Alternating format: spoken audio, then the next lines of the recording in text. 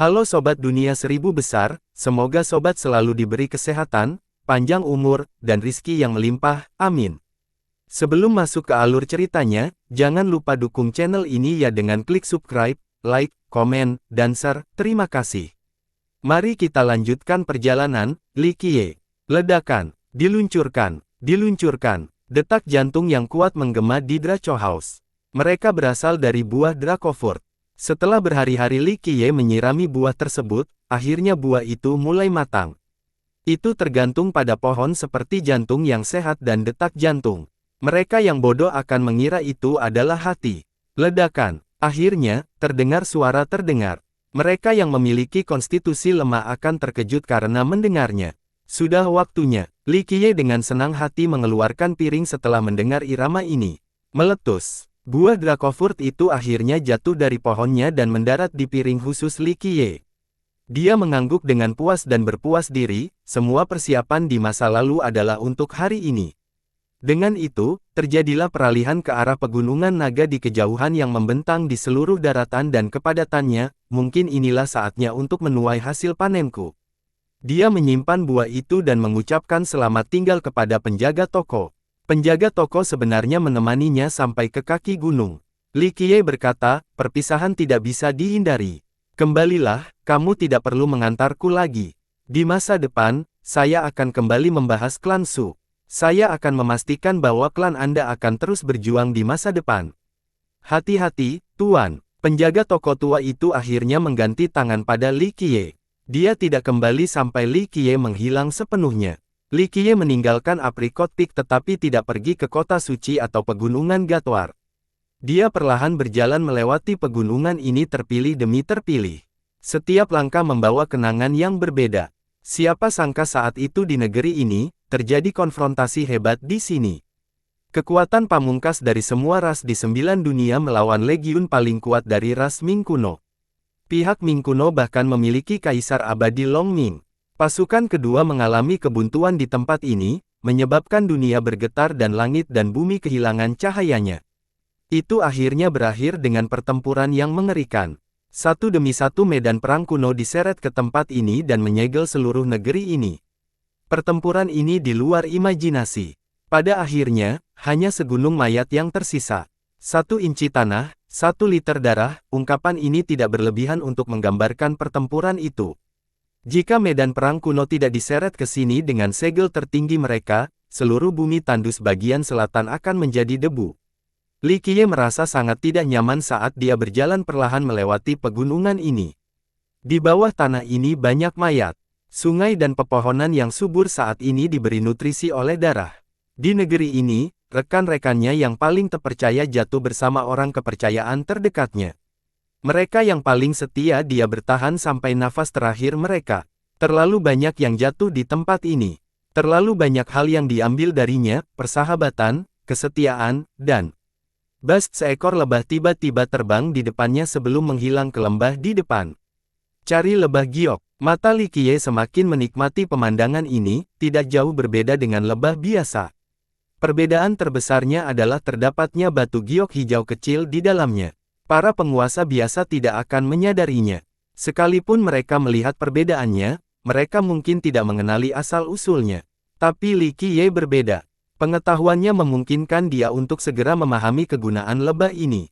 Dia segera menuju ke tempat di mana lebah itu menghilang.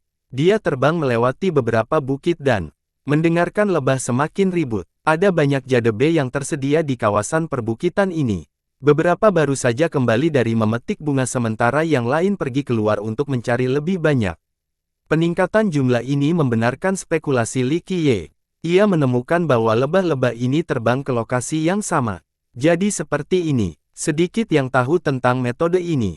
Li Qiye melihat petunjuknya dan menjadi penasaran. Dia terus mengikuti lebah. Akhirnya, dia mengikuti lebah-lebah tersebut ke lembah terpencil. Aroma bunga masuk ke hidungnya, tidak ada apapun selain bunga di lokasi ini. Jadebis menari-nari dan sibuk mengumpulkan serbuk sari dari bunga. Paling batang-batang berisi sarang lebah di mana-mana. Li Qiye berdiri di lembah dan perlahan mengamati area tersebut. Akhirnya, dia melihat seseorang. Di tengah bunga ada seorang wanita yang sibuk.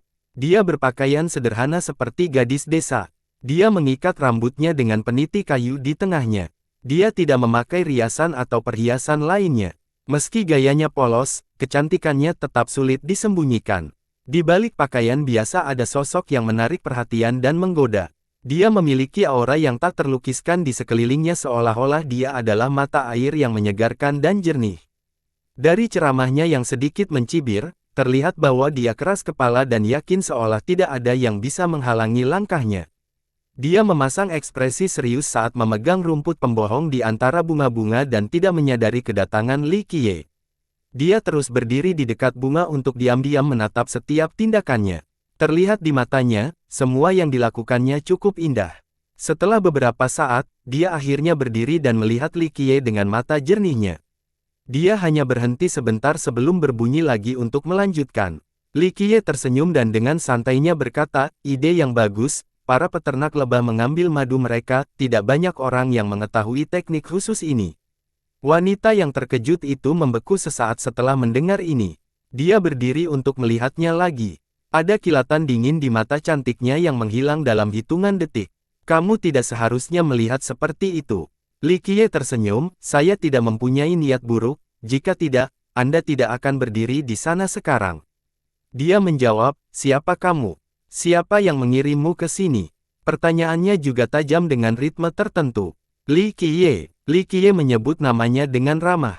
Wanita itu memiringkan kepalanya dan merenung sejenak. Dia belum pernah mendengar nama ini sebelumnya. Meski begitu, dia terus memelototinya. Tanpa ragu, dia sangat berhati-hati terhadapnya.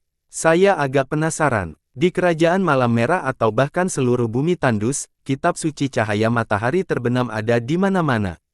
Mungkin setiap warga Crimson Knight memilikinya." Li Qiye tersenyum, "Tetapi hanya sedikit orang yang tahu cara memelihara lebah ini untuk dijadikan madu. Bahkan mungkin selama jutaan tahun, belum ada seorang pun yang melakukan hal ini. Dari mana kamu mempelajarinya?" Wanita itu terkejut setelah mendengar klaimnya. Dia mundur satu langkah dan mengumpulkan energi di tubuhnya seolah-olah dia siap untuk meledak saat ini juga. "Tidak perlu bermusuhan. Jika aku ingin menyakitimu, aku bisa menjatuhkanmu dalam 1 detik. Belum lagi masih ada celah hingga kamu mencapai Paragon, tapi meskipun kamu adalah salah satunya, aku masih bisa menanganimu dengan mudah, percayalah." Li Qiye terkekeh. Wanita itu tetap memusuhi Li Qiye, tapi sepertinya dia tidak keberatan. Dia melanjutkan, "Anda melakukan pekerjaan yang baik dalam mengolah kitab suci cahaya matahari terbenam. Fondasi Dao Anda benar-benar murni. Tapi skill ofensifmu cukup biasa-biasa saja. Jika tebakan saya benar, Anda jarang berlatih menyerang. Kamu kuat, tapi di mataku, kemampuan destruktifmu tidak layak untuk disebutkan, mengerti?" Wanita itu akhirnya menyingkirkan sikap bermusuhannya. Auranya menjadi tenang dan menjadi spiritual seperti sebelumnya. Setelah melihatnya sebentar, dia akhirnya mengungkapkan namanya, si Yuan Yuan. Li Qiye memulai lagi, "Meskipun sifat kitab suci tersebar luas, belum ada seorang pun yang benar-benar mengembangkannya dengan sungguh-sungguh sebelumnya, terutama di Kerajaan Malam Merah." Si Yuan Yuan tidak menanggapi klaimnya. Li Qiye melanjutkan, "Sejak zaman kuno, hanya Kaisar Abadi Qiye yang mengembangkan kitab suci ini hingga mencapai penyelesaian yang sempurna. Namun, saya mendengar bahwa bahkan Kaisar tidak menggunakan metode peternakan lebah ini untuk mengumpulkan cahaya." Dia menatapnya dan dengan datar berkata, "Jadi apa?" Hal ini mendorongnya untuk tersenyum, "Saya hanya penasaran, itu saja. Saya melihat beberapa hukum prestasi yang berbeda pada Anda. Apalagi mereka hanya dari Crimson Knight Kingdom. Yang lebih menarik lagi adalah bahwa itu adalah undang-undang dasar dari keluarga kekaisaran negara tersebut." Li Qiye sambil melanjutkan memandangnya, "Untuk dapat mengembangkan kitab suci hingga tingkat ini, sepertinya orang jenius tidak ada bandingannya dibandingkan dengan Anda. Namun, mengapa seorang murid yang bisa mencapai level ini hanya memiliki prestasi hukum tingkat pemula dari keluarga kehancuran Malam Merah? Ini cukup menarik. Ada banyak hal menarik di dunia ini, tidak ada yang perlu diungkapkan." Si Yuan Yuan menjawab. Li Qiye dengan lembut menenangkan, "Tidak mengherankan jika Anda adalah seorang gelandangan karena itu adalah cerita yang berbeda untuk seseorang yang dapat mengembangkan hukum dasar dari keluarga kerajaan. Kecuali mereka semua buta, monster-monster tua itu seharusnya bisa melihat bakatmu. Dia memandangnya dan tersenyum, biar saya tebak. Tidak perlu menebak, dunia ini penuh dengan hal-hal yang tidak diketahui. Si Yuan masih tenang dan terlihat sedikit bosan. Li Qiye melanjutkan, tentu saja. Bagi saya, semuanya bisa berubah di masa depan. Nona Si, kalau tidak salah, Anda berasal dari cabang samping Malam Merah Tua, sebenarnya cabang yang sangat jauh. Anda tidak terkena banyak prestasi hukum, jadi pilihan Anda terbatas. Namun, Anda memiliki hati Dao yang gigih. Sejak Anda memperoleh Sunset Glow Scripture, hukum primordial paling murni dari Blood Rache Anda mulai mengalahkan semua talenta muda di negara Anda. Si Yuan ingin menyela, tapi dia memilih diam saja. Li Qiye melanjutkan, seorang jenius sepertimu layak untuk dibor di sekte manapun. Namun, Anda masih belum mendapatkan dukungan apapun. Jadi, hanya ada satu kemungkinan. Kehadiran Anda berdampak pada penerus negara di masa depan. Meskipun Anda termasuk dalam cabang sampingan, Anda memiliki garis keturunan keluarga kerajaan yang mengalir melalui Anda. Nenek moyangmu pasti seseorang dari keluarga leluhur, dan mereka bahkan memiliki garis keturunan kaisar abadi Qiye. Ini hanya spekulasimu. Si Yuan harus berkomentar. Namun, jika dilihat dari ekspresinya, dia benar. Orang sepertimu adalah seorang jenius bagi negara. Sayangnya, ini bukanlah hal yang baik bagi anggota muda keluarga pemerintahan karena persaingan yang tak terhindarkan di setiap generasi. Orang seperti Anda tidak mendapatkan dukungan dari pihak manapun. Li Qiye berhenti sejenak di sini, namun, negara tidak mau melepaskan kejeniusan seperti itu. Oleh karena itu, mereka memanggilmu ke keluarga kerajaan dan membiarkanmu mengembangkan hukum dasar, yang disebut sebagai percobaan. Tentu saja, kenyataannya adalah mereka sengaja menindas Anda, tidak mau mengizinkan Anda berlatih teknik inti, bahkan hukum kaisar pun tidak.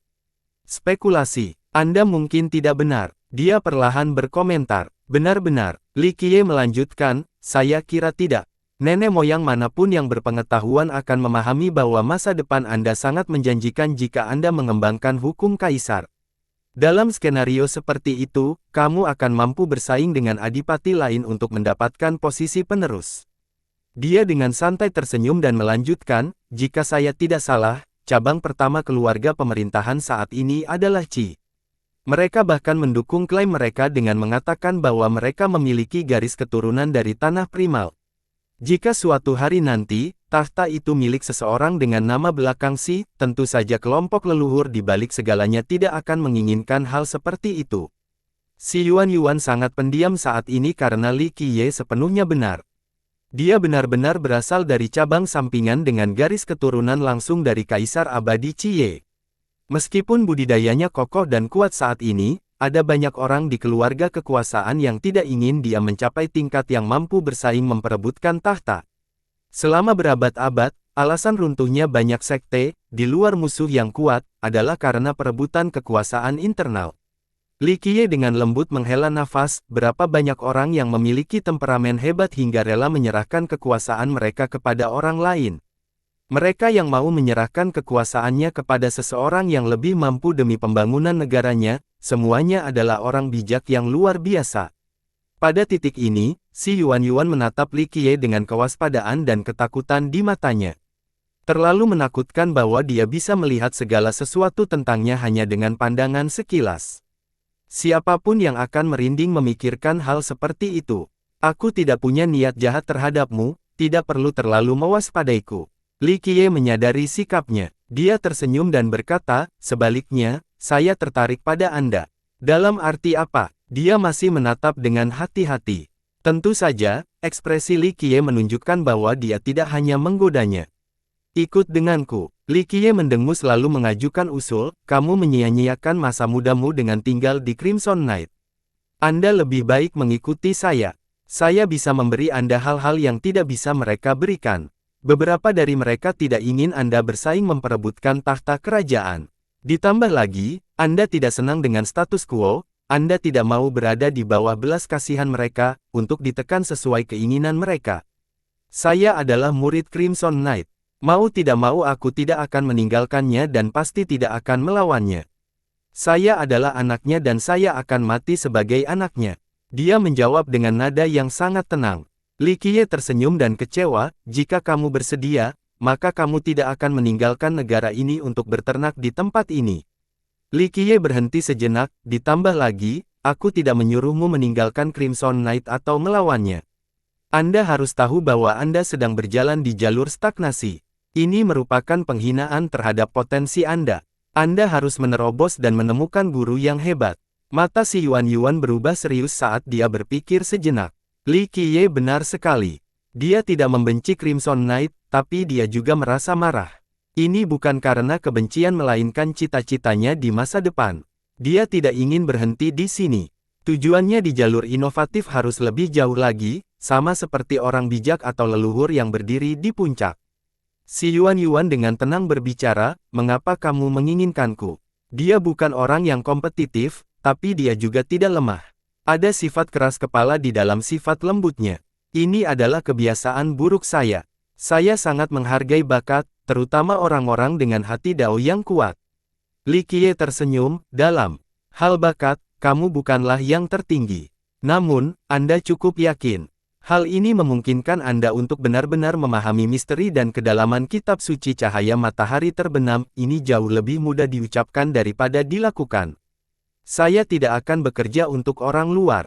Meskipun nadanya lembut, dia sangat tegas dalam hal ini. Li Qiye dengan sabar tersenyum, Nona, jika saya benar-benar ingin Anda bekerja untuk saya, maka pilihannya tidak ada di tangan Anda. Sebenarnya, saya tidak punya niat melakukan itu. Saya tidak meremehkan Anda, tetapi jika saya mengundang jenderal, Anda pasti bukan kandidat yang baik. Petik 2. Landasan dao Anda sangat murni dan Anda memiliki potensi besar. Sayangnya, Anda bukanlah seseorang yang mengerti cara menyerang dan Anda juga tidak memiliki pandangan jauh ke depan untuk menyusun strategi. Anda hanya cocok menjadi seorang ahli murni, seorang terampil sejati. Li Qiye meluangkan waktu untuk menjelaskan, tapi si Yuan Yuan perlahan menenangkan kepalanya, saya menghargai pemikiran baik Anda, tapi saya tidak berencana untuk mengikuti Anda. Jangan menolak begitu cepat, tunggu sampai kamu melihat hadiahku sebelum berkata tidak. Li Qiye tersenyum dan membuka pikirannya. Memperbaiki. Serangkaian rune dao terbang menuju si Yuan Yuan. Jangan menolaknya, biarlah ini menjadi hadiah ucapan selamat untukmu. Li Qiye berbicara. Si Yuan Yuan ingin menghindar, tetapi tanda dao ini dengan cepat menghilang di dalam dahinya. Mereka memasuki lautan kenangannya dan mulai berubah. Dia langsung terkejut setelah melihat ini. Dia cukup ketakutan dan mundur beberapa langkah. Ini merupakan kejutan besar baginya. Ini tidak mungkin. Dia menarik nafas dalam-dalam dan menatap Li Qiye dengan tidak percaya. Karena kamu telah mengembangkan kitab suci cahaya matahari terbenam hingga tingkat ini, kamu harus mengetahui beberapa hal juga. Li Qiye berkata, kitab suci adalah buku asli darah klanmu. Faktanya, ini juga dapat dianggap sebagai hukum prestasi primordial klan Anda. Sayangnya, hanya sedikit orang yang mampu mengembangkan esensi aslinya. Kaisar abadi Qi Ye adalah salah satunya. Dia menatap lurus ke arahnya, apa yang baru saja saya ajarkan kepada Anda adalah hukum dao primordial ras Anda. Saya yakin saya tidak perlu mengatakan lebih banyak tentang manfaatnya. Di atas Sunset Glow Scripture, jika Anda juga dapat mengembangkan hukum dao primordial ras Anda, haruskah saya berbicara lebih banyak tentang masa depan Anda dalam perjalanan menuju Grand Dao? Li Qiye tersenyum. Si Yuan Yuan berpikir dengan tenang sekali lagi. Baginya, dao primordial ini lebih berharga daripada hukum kaisar atau bahkan hukum rahasia kehendak surga. Itu benar-benar cocok untuk yayasan daonya. Ini akan memungkinkan dia untuk kembali ke sumbernya, seperti atavisme. Dia dengan sungguh-sungguh bertanya, siapa kamu? Dia jelas tidak berpikir bahwa dia bukan siapa-siapa saat ini. Siapa saya tidak penting. Saya hanya ingin mengatakan bahwa saya bisa memberi Anda masa depan dan mendapatkan kepercayaan Anda. Suatu hari nanti, Anda akan memahami bahwa melepaskan kesempatan ini akan menjadi kesalahan terbesar dalam hidup Anda. Li Qiye mengaku. Si Yuan Yuan menatap Li Qiye lama sekali sebelum bertanya, apa yang ingin kamu lakukan? Tidak ada yang percaya bahwa makan siang gratis ada di dunia ini. Menurutmu apa yang bisa aku dapatkan darimu? Kecantikanmu, bakat, kekuatan. Li Qiye tersenyum dan menghiburnya, meskipun benar bahwa kamu memiliki banyak potensi, kamu bukanlah yang paling luar biasa di mataku. Anda tidak perlu melakukan apapun untuk saya. Di satu sisi, saya juga tidak bisa memberi Anda apapun, selain memperkenalkan Anda pada hukum primordial ras darah Anda. Apa selanjutnya terserah Anda. Saya tidak mengerti. Si Yuan stabil dan meringis. Dia tidak bisa disalahkan. Siapapun akan sangat berhati-hati dengan perkembangan ini. Keduanya belum saling kenal, ini pertemuan pertama mereka. Meskipun demikian, Li Qiedara masih bersedia mengajarkannya hukum primordial ras serta membawanya ke bawah perlindungannya. Bagaimana bisa ada peluang bagus tanpa biaya? Alis si Yuan berkerut sambil berpikir. Setelah beberapa saat, dia bertanya, kami tidak mengenal satu sama lain dan ini adalah pertemuan pertama kami, mengapa Anda ingin meneruskan prestasi hukum ini kepada saya? Li Qiye tersenyum dan berkata, jika Anda berpikir bahwa saya memiliki motif tersembunyi, maka Anda dapat berkontribusi seperti ini untuk ras darah, untuk umat manusia, dan khususnya untuk 9 dunia. Mungkin akan tiba saatnya ketika orang-orang yang terjatuh ke dalam jurang akan bangkit kembali, ketika ras darahmu diliputi kegelapan. Saya yakin mereka membutuhkan orang-orang hebat untuk memimpin mereka. Apa yang dimaksud dengan jatuh di bawah jurang? Si Yuan tidak mengerti penjelasannya. Topik ini melibatkan terlalu banyak hal, bahkan asal-muasal ras darahmu. Li Qiye menjelaskan, Anda tidak perlu mengetahuinya untuk saat ini. Jika hari seperti itu tiba, aku yakin kamu akan mengerti. Namun sebelum dia menyelesaikan penjelasannya, Li Qiye menghilang dalam sekejap mata. Di dekat pintu masuk di dekat semak bunga, sebuah kepala muncul masuk dan keluar untuk melihat sekilas seluruh lembah. Ini adalah Crimson Knight Duke yang terpesona oleh lengan Arcane Guru. Dia terbaring di tempat tidur untuk waktu yang lama setelah serangan itu dan sangat kesal dengan semua masalah ini. Dia tidak bisa memprovokasi keberadaan seperti Arcane Guru, jadi dia menaruh semua kebenciannya pada Li Qiye sebagai gantinya. Baru-baru ini, dia mencoba mencari keberadaan Li Qiye. Pada saat yang sama, Li Qiye meluangkan waktunya untuk berjalan-jalan di area ini dan tidak berusaha untuk bersembunyi di posisinya, sehingga Sang Duke pun berlari.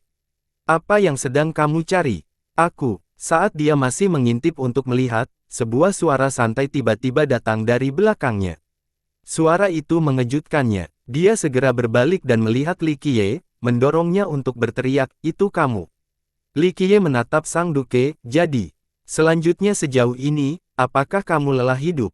Bertemu musuh lagi jelas merupakan masalah emosional. Mata Sang Duke berubah tajam ketika dia dengan dingin berbicara, bosan hidup. Kaulah yang mengabaikan surga yang menerima dan menerobos masuk ke neraka yang tidak ramah. Selama masa pelacakannya, dia menjadi yakin bahwa Li Qiye adalah orang biasa. Tanpa kehadiran ahli seperti Arcane Guru, Sang Duke menjadi lebih berani. Kebencian di hatinya tidak akan hilang sampai dia membunuh siapapun ini. Kalimat ini sepertinya lebih cocok untukmu. Li Qiye tersenyum. Bagus, bagus, nadanya besar sekali. Semut yang lemah berani berbohong di hadapanku.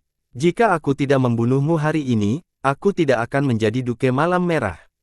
Dia percaya bahwa tanpa kehadiran gurunya, tidak ada yang akan tahu jika dia membunuh Li Qiye di tempat terpencil ini. Adipati, jangan. Kamu benar-benar bukan lawannya. Saat Sang Duke menjadi lebih berani, suara tenang terdengar. Si Yuan muncul. Kakak senior si Duke yang berani itu mengambil langkah mundur dengan khawatir saat melihatnya. Dia menenangkan diri dan menatap Li Qiye lalu melirik ke arah si Yuan. Dia mencibir dan mengucapkan kata-kata dengan makna terselubung, saudari si, para leluhur telah lama mencarimu. Saya juga diperintahkan untuk datang ke sini untuk mencari Anda. Jika terjadi sesuatu pada saya, nenek moyang akan tahu bahwa saya pernah ke tempat ini. Kata-kata yang dinyanyikan Adipati terlalu jelas. Dia menyiratkan bahwa jika si Yuan ingin membunuh, para leluhur akan segera mengetahuinya. Si Yuan tidak marah setelah mendengarnya. Dia sedikit mengerutkan kening dan berbicara, Duke, kamu terlalu paranoid. Belum terlambat untuk berangkat sekarang. Duke memandang keduanya lagi dengan tajam. Dia ingin membunuh Li Qiye, tapi dia juga sangat takut pada si Yuan. Meskipun dia berasal dari keluarga kekuasaan dan si Yuan berasal dari cabang sampingan, dia sangat kuat. Jika tidak, keturunan utama keluarga kerajaan, Qi Zixian, tidak akan terlalu mewaspadainya. Li Qiye melirik ke arah Duke yang ragu-ragu dan berbicara, suasana hatiku sedang baik-baik saja saat ini, dan karena Nona Si telah memohon padamu, enyahlah. Duke muncul sebagai jawaban. Dia memberitahu si Yuan sebelum pergi, saudari Si, jangan lupa untuk kembali ke kerajaan. Para leluhur merindukanmu. Dia berbalik dan pergi setelah itu. Dia khawatir dia akan berubah pikiran. Setelah dia menghilang di luar pintu masuk lembah, Li Qiye menatap si Yuan, kamu seharusnya tidak membiarkan dia pergi. Sekarang kamu tidak akan bisa bersembunyi di tempat ini lagi. Si Yuan berhenti sejenak sebelum menjawab, kami para murid Crimson Knight diajari untuk tidak saling membunuh. Saya mempunyai tanggung jawab untuk melindunginya. Sayangnya, dia tidak memiliki sentimen yang sama. Li Qiye dengan lembut menenangkan, belum terlambat bagimu untuk mengikutiku sekarang. Si Yuan memikirkannya. Dia berbalik untuk melihat lembah bunga di belakangnya dan merasa sedikit sedih. Dia mengerti bahwa setelah Sang Duke pergi, para leluhur pasti akan datang ke tempat ini. Namun, dia tidak ingin kembali ke Crimson Knight sekarang. Kemana kita akan pergi? Akhirnya, dia mengambil keputusan dan mengambil langkah berikutnya. Li Qiye mengamati pemandangan kota dan perlahan berkata, kota suci. Kota suci. Ekspresi si Yuan dengan cepat berubah, divisi eksternal kerajaan terbesar kita terletak tepat di kota suci. Pergi ke sana sama saja dengan melompat ke jaring. Kamu hanya perlu mengikutiku. Crimson Knight tidak bisa berbuat apa-apa padaku. Li Qiye berkata dengan acuh tak acuh. Kalimat acuh tak acuh itu penuh dengan rasa percaya diri yang berlebihan. Bahkan si Yuan, yang baru mengenalnya baru-baru ini, merasakan rasa aman saat mendengarnya. Aku sebenarnya lebih takut kerajaanmu tidak akan menggangguku di kota suci kali ini. Dengan itu, dia memandangnya sebentar sebelum melanjutkan, jika kamu mau, aku bisa memberi menara guntur. Ekspresinya tenggelam setelah mendengar ini. Dia dengan lembut bersedia menolak, saya tidak ingin menyakiti murid kerajaan manapun. Aku setuju untuk mengikutimu, bukan untuk melawan Crimson Knight. Baik sekali. Dia menjawab, kalau begitu marilah kami berharap murid-murid kerajaanmu memiliki mata seperti milikmu. Dia dengan lembut menghela nafas dan dengan rasa ingin tahu bertanya, kamu berselisih dengan Crimson Knight Duke? Bermusuhan. Dia tidak memenuhi syarat untuk itu. Li Qiye dengan lembut menenangkan, tetapi jika dia ingin mati, saya dapat membantu. Duke adalah bagian dari keluarga kekaisaran, kerabat jauh Qi Zixian. Dia memperingatkan, jika Anda membunuh Sang Duke, saya khawatir bukan hanya Qi Zixian, tetapi seluruh keluarga tidak akan melepaskannya. Terus, Li Qiye menjawab dengan acuh seolah dia tidak peduli dengan hal seperti itu. Dia melanjutkan, dukungan di belakang Qi Zixian bukanlah lelucon. Nenek moyang di belakang mereka adalah Dewa Badai. Di kerajaan kita atau bahkan mungkin di seluruh bumi tandus, tidak ada yang berani memanggil badai leluhur.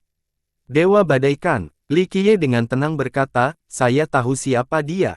Dia adalah putri kaisar abadi Chen Sui, seekor rubah betina, itu saja. Si Yuan menjawab, Dewa Badai tidak hanya memiliki posisi tinggi di kerajaan mereka, dia juga merupakan karakter yang sangat berpengaruh di wilayah selatan. Langkahnya bisa menyebabkan seluruh bumi tandus bergetar. Dia adalah putri kedua kaisar abadi Chen Sui. Tak seorang pun di wilayah ini yang berani menyakiti perasaannya. Karena Qi Zixian mendapat dukungan seperti itu, si Yuan tidak bisa mendapatkan perawatan dari keluarga kekaisaran. Faktanya, beberapa leluhur ingin melatihnya, tetapi si Yuan merupakan ancaman yang terlalu besar bagi Qi Zixian. Pada saat ini, dia sudah menjadi saingan yang kuat bahkan sebelum berlatih hukum kaisar manapun. Begitu dia melakukannya, dia akan menjadi jauh lebih kuat dan kendali kerajaan akan jatuh ke dalam genggamannya. Karena itu, leluhur dari cabang Qi Zixian memveto masuknya dia ke keluarga kekaisaran. Hal ini membuat leluhur lain yang ingin melatihnya tidak berdaya karena mereka tidak dapat melawan tekanan yang datang dari cabang lain. Ayo, waktunya berangkat. Li Qiye berkata kepada si Yuan, selama aku berada di sini, langit dan bumi akan luas dan banyak sekali dao yang mulus. Dewa Badai ini atau apapun, dia tidak layak berada di hadapanku. Dengan itu, dia berjalan keluar lembah. Si Yuan menghela nafas dengan lembut. Dia harus mengikutinya. Dia tidak tahu apakah mengikuti Li Qiye adalah pilihan yang tepat atau tidak, tapi dia tidak punya banyak pilihan saat ini dan membuang lebih banyak waktu bukanlah sesuatu yang ingin dia lakukan. Kota suci lama berada di sebelah pegunungan naga tersembunyi. Sebelum pegunungan raksasa ini, bahkan kota besar pun tampak kecil. Seseorang bisa merasakan kemakmurannya setelah masuk. Itu penuh dengan orang dan paviliun tinggi. Getarannya akan membuat orang lupa jalan pulang.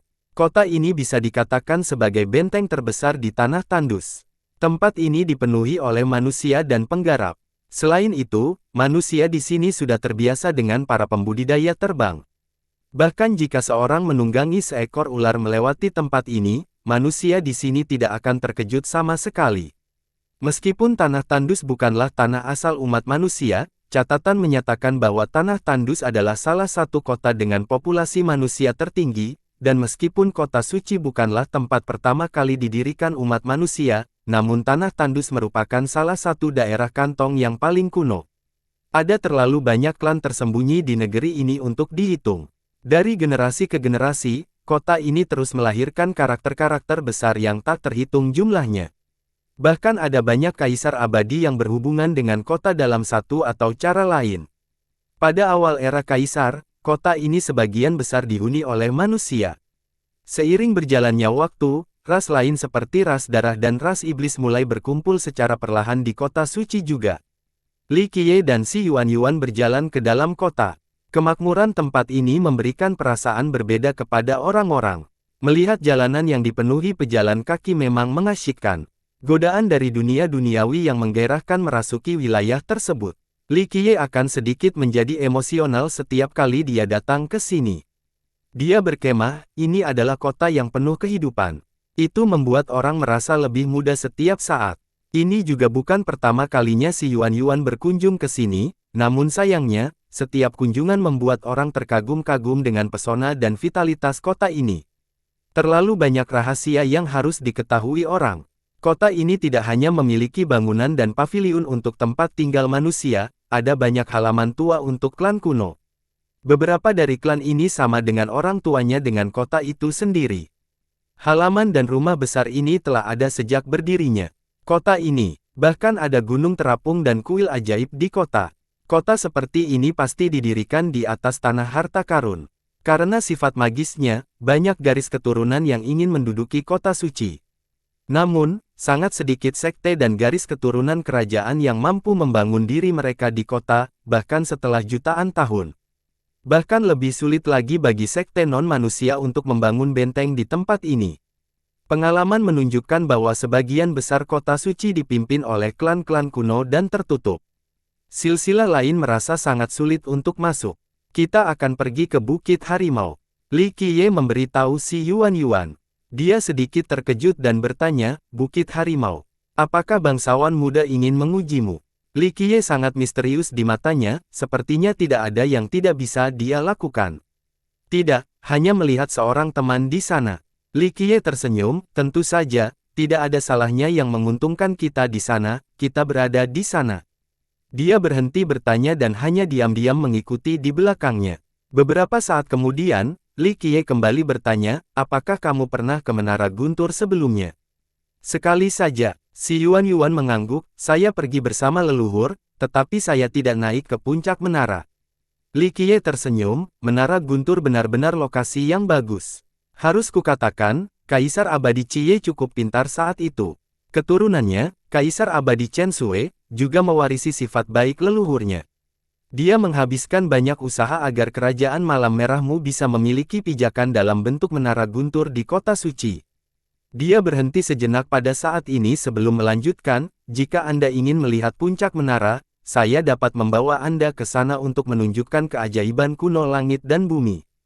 Dia ragu-ragu untuk mengutarakan pikirannya. Setelah beberapa saat, dia akhirnya menjawab, saya tidak ingin naik ke puncak. Masuk saja sudah lebih dari cukup. Li Qiye tersenyum sebagai jawaban, saya mengerti apa yang Anda pikirkan. Kamu hanya tidak ingin aku melawan Crimson Knight, atau lebih tepatnya, kamu tidak ingin murid-muridnya mati saat diterima. Dia menatap Li Qiye dan berbicara dengan ragu, Malam Merahku adalah keturunan kaisar ganda yang terkenal di bumi tandus. Li Qiye menggelengkan kepalanya dengan lembut, saya tahu Anda mengira saya hanya membangun, tetapi sekte Kaisar Ganda bukanlah apa-apa. Saya telah menghancurkan banyak sekte seperti itu, bahkan terlalu banyak untuk dihitung. Dalam penampilannya, sikapnya tidak mirip dengan seorang pembual.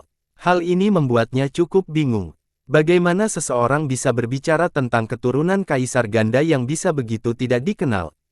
Keduanya menuju Tiger Hill. Ada banyak orang yang menuju ke sana, termasuk kelompok yang berkeinginan dan bahkan manusia.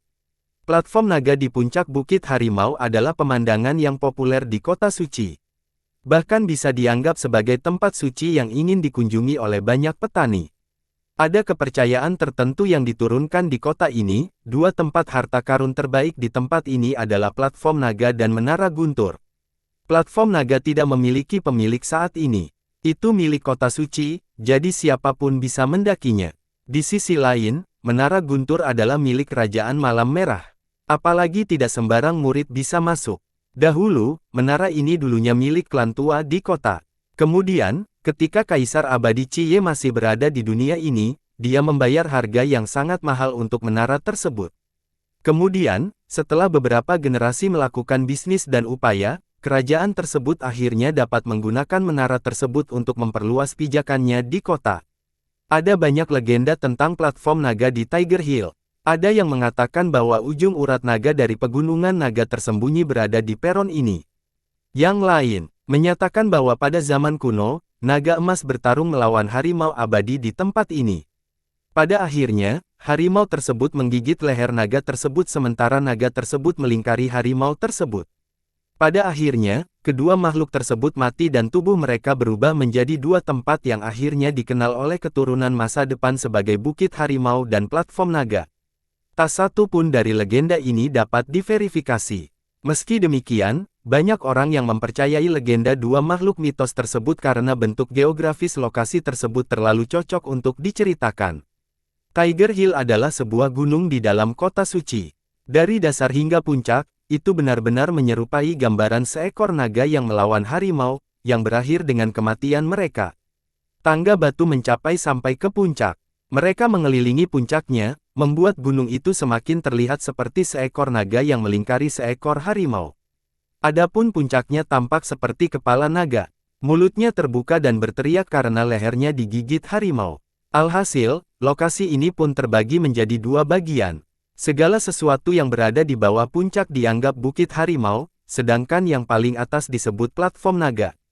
Li Qiye membawa si Yuan ke gunung, tapi mereka dihentikan di pangkalan. Hanya petani tertentu saja yang diperbolehkan melakukan pendakian. Bukan hanya duo Li Qiye yang dihentikan. Banyak kultivator yang tidak senang, namun setelah melihat pakaian para kultivator tersebut, mereka tidak berani menyuarakan ketidakpuasannya. Hal ini karena semua kultivator yang menjaga kaki gunung itu adalah anggota dari sekte-sekte besar suku darah iblis, seperti suku darah setengah bulan, pengadilan kuno Palem Agung, sekolah darah murni. Para kultivator yang terhenti, meskipun mereka merasa tidak bahagia, tidak ingin menyinggung suku darah iblis. Di bagian selatan bumi tandus, darah iblis adalah suku terkuat di antara ras darah. Di luar umat manusia, tidak ada suku lain yang lebih kuat dari mereka. Mereka juga sangat bersatu, menyinggung suku ini sama dengan menyinggung 35 silsilah besar di belakang mereka. Ini bahkan termasuk beberapa garis keturunan kekaisaran. Hari ini kami sudah memesan tempatnya. Master Sekte kami sedang memperdebatkan Dao di Platform Naga. Silakan kembali. Seorang murid segera menghentikan Li Qiye dan si Yuan. Li Qiye melirik ke arah murid-murid di sini dan bertanya, sejak kapan Tiger Hill dan Dragon Platform menjadi milik suku darah iblis? Diskusi Dao yang berlangsung di Platform Naga ini disetujui oleh klan Bai dari kota suci. Murid itu dengan dingin melirik ke arah Li Qiye dan berkata, bahkan jika tempat ini bukan milik kita, jika kita para darah iblis ingin menggunakan tempat ini untuk satu hari, siapa yang berani menunjukkan perbedaan pendapat? Pernyataan ini sangat mengganggu para penggarap yang ingin naik ke Platform Naga. Namun, mereka tidak mengatakan apapun. Pada akhirnya, suku tersebut memiliki kekuatan untuk menjadi sombong. Li Qiye tidak peduli dengan ancaman ini. Dia menyatakan, tidak ada tempat yang tidak dapat saya datangi. Anjing yang baik tidak akan menghalangi jalan, enyahlah untukku. Bodoh. Kamu pikir kamu siapa? Kamu berani berbohong di depan suku darah iblis kami. Para murid yang menjaga jalan itu sangat marah. Sisanya akan mengelilinginya untuk memukul. Li Qiye bertindak seolah-olah menghadapi agresivitas agresif yang terjadi di sekitarnya bukanlah masalah besar. Dia tersenyum dan bertanya pada si Yuan Yuan dengan sinis, "Yuan Yuan, pertanda bagaimana perasaanku tentang suku darah iblis." Kata-kata Li Qiye menarik perhatian banyak orang yang melihatnya. Para pihak yang kesal pada suku darah iblis karena menghentikan mereka namun tidak berani melakukan apapun diam-diam menyemangati Li Qiye. Mereka merasa balasannya terlalu keren dan diam-diam mereka mengacungkannya. Beberapa juga menatapnya. Junior yang tampak biasa ini memiliki nada yang besar. Berani memprovokasi para darah iblis seperti ini. Mereka bertanya-tanya apakah dia adalah seorang guru tersembunyi atau hanya tidak mengetahui besarnya langit dan bumi. Si Yuan Yuan, sebaliknya, tersenyum kecut. Dia belum terlalu lama mengenal Li Qiye, tapi sepertinya dia tidak takut menyinggung perasaan orang lain. Dia tidak menaruh perhatian pada siapapun, jadi sekarang dia langsung memprovokasi darah iblis. Para murid penjaga sangat marah. Di mata mereka, keberanian masyarakat dari seorang junior mempermalukan suku mereka. Mereka harus memberi pelajaran pada bocah ini untuk melindungi prestise suku mereka. Sangat lancang, tawa dingin terdengar setelahnya. Seorang pemuda maju ke depan sambil memanggul pedang yang memiliki aura tajam yang melonjak.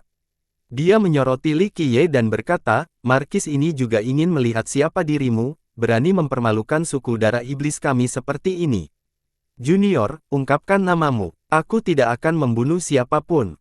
"Markis." Para murid yang menjaga pintu masuk segera membungkuk hormat kepada pendatang baru. Pedang cepat Markis dari sekolah darah murni. Seorang yang bermusuhan di pangkalan merasa cemas setelah melihat pemuda itu. Yang lain berkumpul, jika Swiftsword Markis ada di sini, kemungkinan besar Qi Tianyu sedang berada di orang saat ini. Pemuda ini bernama Swiftsword Markis. Dia berasal dari sekolah darah murni dan merupakan adik laki-laki Qi Tianyu. Orang bilang quick draw-nya sangat cepat. Saat terlepas dari sarungnya, itu adalah saat yang sama ketika kepala seseorang terbang. Li Qiye. Li Qiye perlahan memanggil namanya. Swiftsword Markis bertanya-tanya sejenak sebelum mencibir, "Saya pikir itu akan menjadi seseorang yang keren, tapi dia hanyalah pesuruh kepala sekolah Ye." "Pantas saja nada suaramu begitu angkuh." "Pesuruh." Li Qiye tidak bisa menahan tawa setelah mendengar ini. Sungguh menyegarkan. Jadi itu Li Qiye. Kudengar dia mengikuti kepala sekolah Ye sepanjang waktu, tidak heran kenapa dia begitu sombong, dia mendapat dukungan dari kepala sekolah. Para pembudidaya di sini menunjuk ke sini dan berkomentar. Namun, Li Qiye sama sekali tidak peduli dengan bisikan itu. Dia dengan santai berdiri di sana dan tidak repot-repot menghilangkan kesalahpahaman bahwa dia adalah seorang pesuruh. Swiftsword Markis dengan dingin berbicara, "Kepala sekolah Ye layak dikagumi, tapi ini bukanlah tempat di mana pesuruh sepertimu bisa datang dan menjadi pembohong. Aku akan berlari pembohong kemanapun aku mau." Li Qiye dengan malas berkata pada si Markis, "Datanglah jika kamu tidak yakin." Dengan itu, dia tidak perlu repot-repot melihat si Markis lagi. Dia berbalik dan menuju bukit. Para murid penjaga segera menghalangi sementara mata si Markis bersinar dengan kilaan mematikan. Kepala sekolah Ye adalah tamu terhormat yang diundang. Jika bangsawan muda Li bersama dengan kepala sekolah Ye, dia juga bisa datang ke platform naga. Sebuah suara yang menyenangkan muncul saat ini. Aroma manis terbawa angin. Seorang wanita muncul dan para murid dari suku darah iblis, termasuk sang Markis, semuanya membungkuk untuk menyambutnya. Putri setengah bulan. Seorang penonton bergidik. Yang lain menyelimuti, jika sang putri juga ada di sini, maka sepertinya semua jenius dari suku darah iblis telah berkumpul di sini hari ini. Karena sang putri berbicara atas nama Li Qiye, bahkan sang Markis pun tidak berani mengatakan apapun. Dalam hal status dan posisi, sang putri berada di level yang sama dengan kakak laki-lakinya, Qi Tianyu. Namun, dia tidak membantu Li Qiye karena dia orang baik atau ingin berteman dengannya. Itu karena Ye Chuyun. Dalam pengungkapannya, musuh dari musuh adalah teman.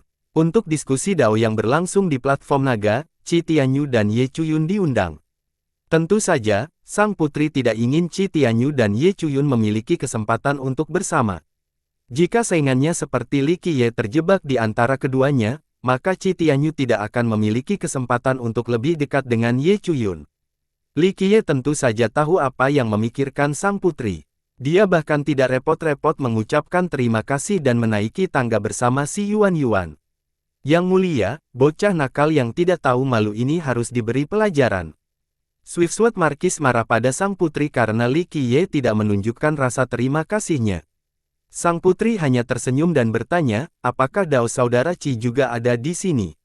Putri, kakak senior sudah berada di orang. Dia adalah tuan rumahnya kali ini dan sedang menunggu semua orang datang. Markis dengan cepat menjawab, silakan, putri. Saya akan berada di sini untuk menunggu kelompok saudara Bai Jian. Kedengarannya bagus, saya akan berbicara dengan Dao Brother Qi. Sang putri tampak senang mendengar Qi Tianyu sudah ada di sana. Dia dengan cepat terbang ke platform puncak. Li Qiye tidak terbang ke puncak seperti sang putri. Dia berjalan perlahan di tangga sambil dengan lembut menyentuh dinding di sepanjang tangga. Langkah-langkah ini terus berlanjut seolah-olah seekor naga sedang melingkari gunung ini. Apalagi itu bukan buatan manusia melainkan terbentuk melalui proses alami. Sambil menyentuh dinding, dia menaiki tangga satu persatu dengan sangat lambat.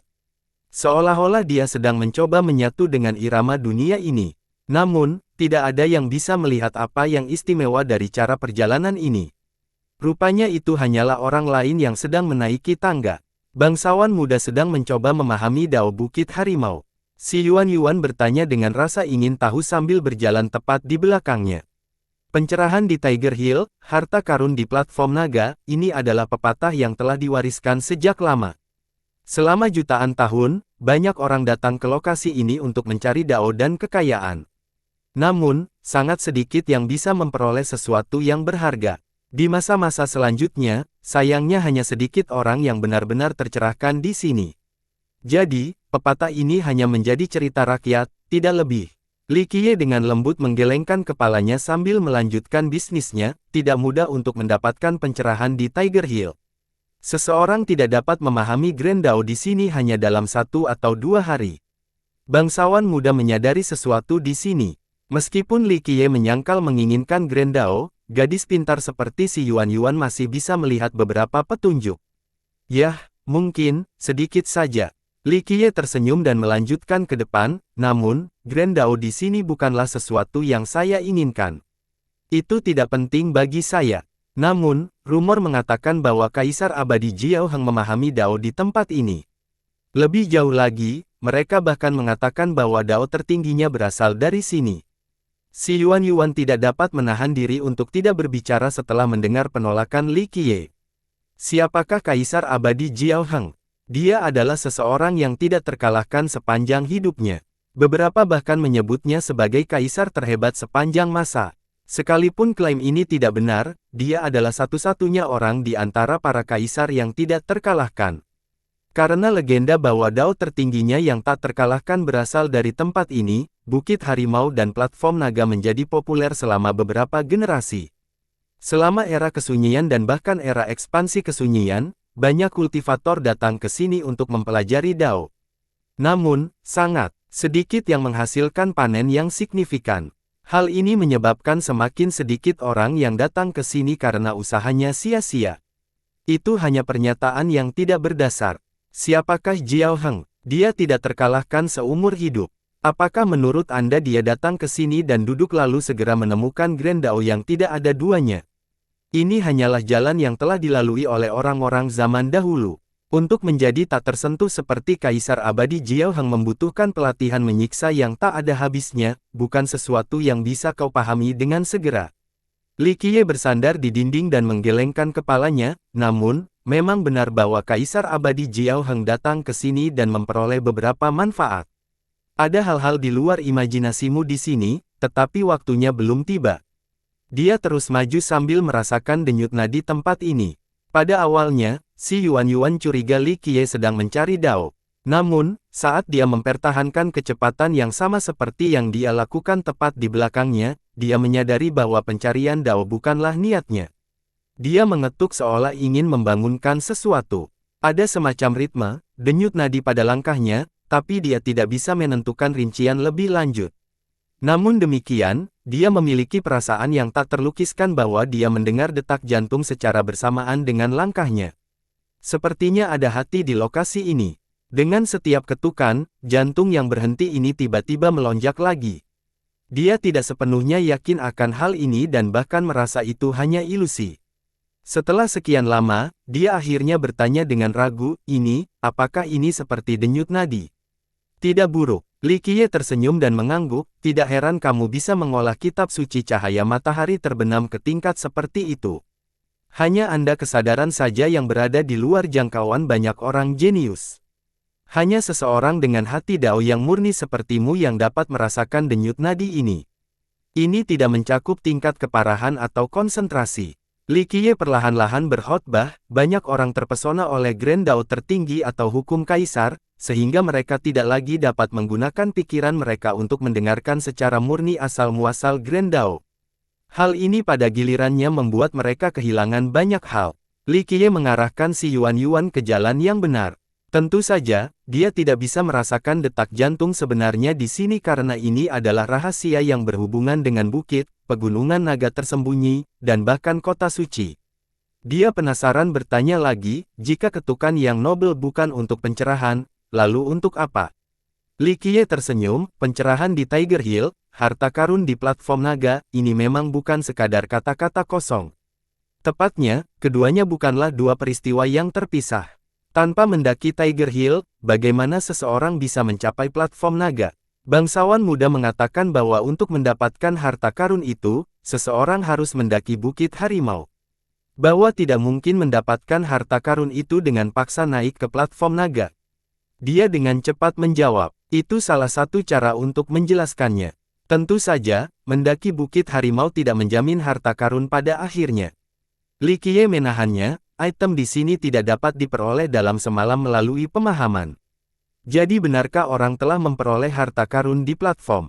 Si Yuan bertanya lagi dengan penuh minat.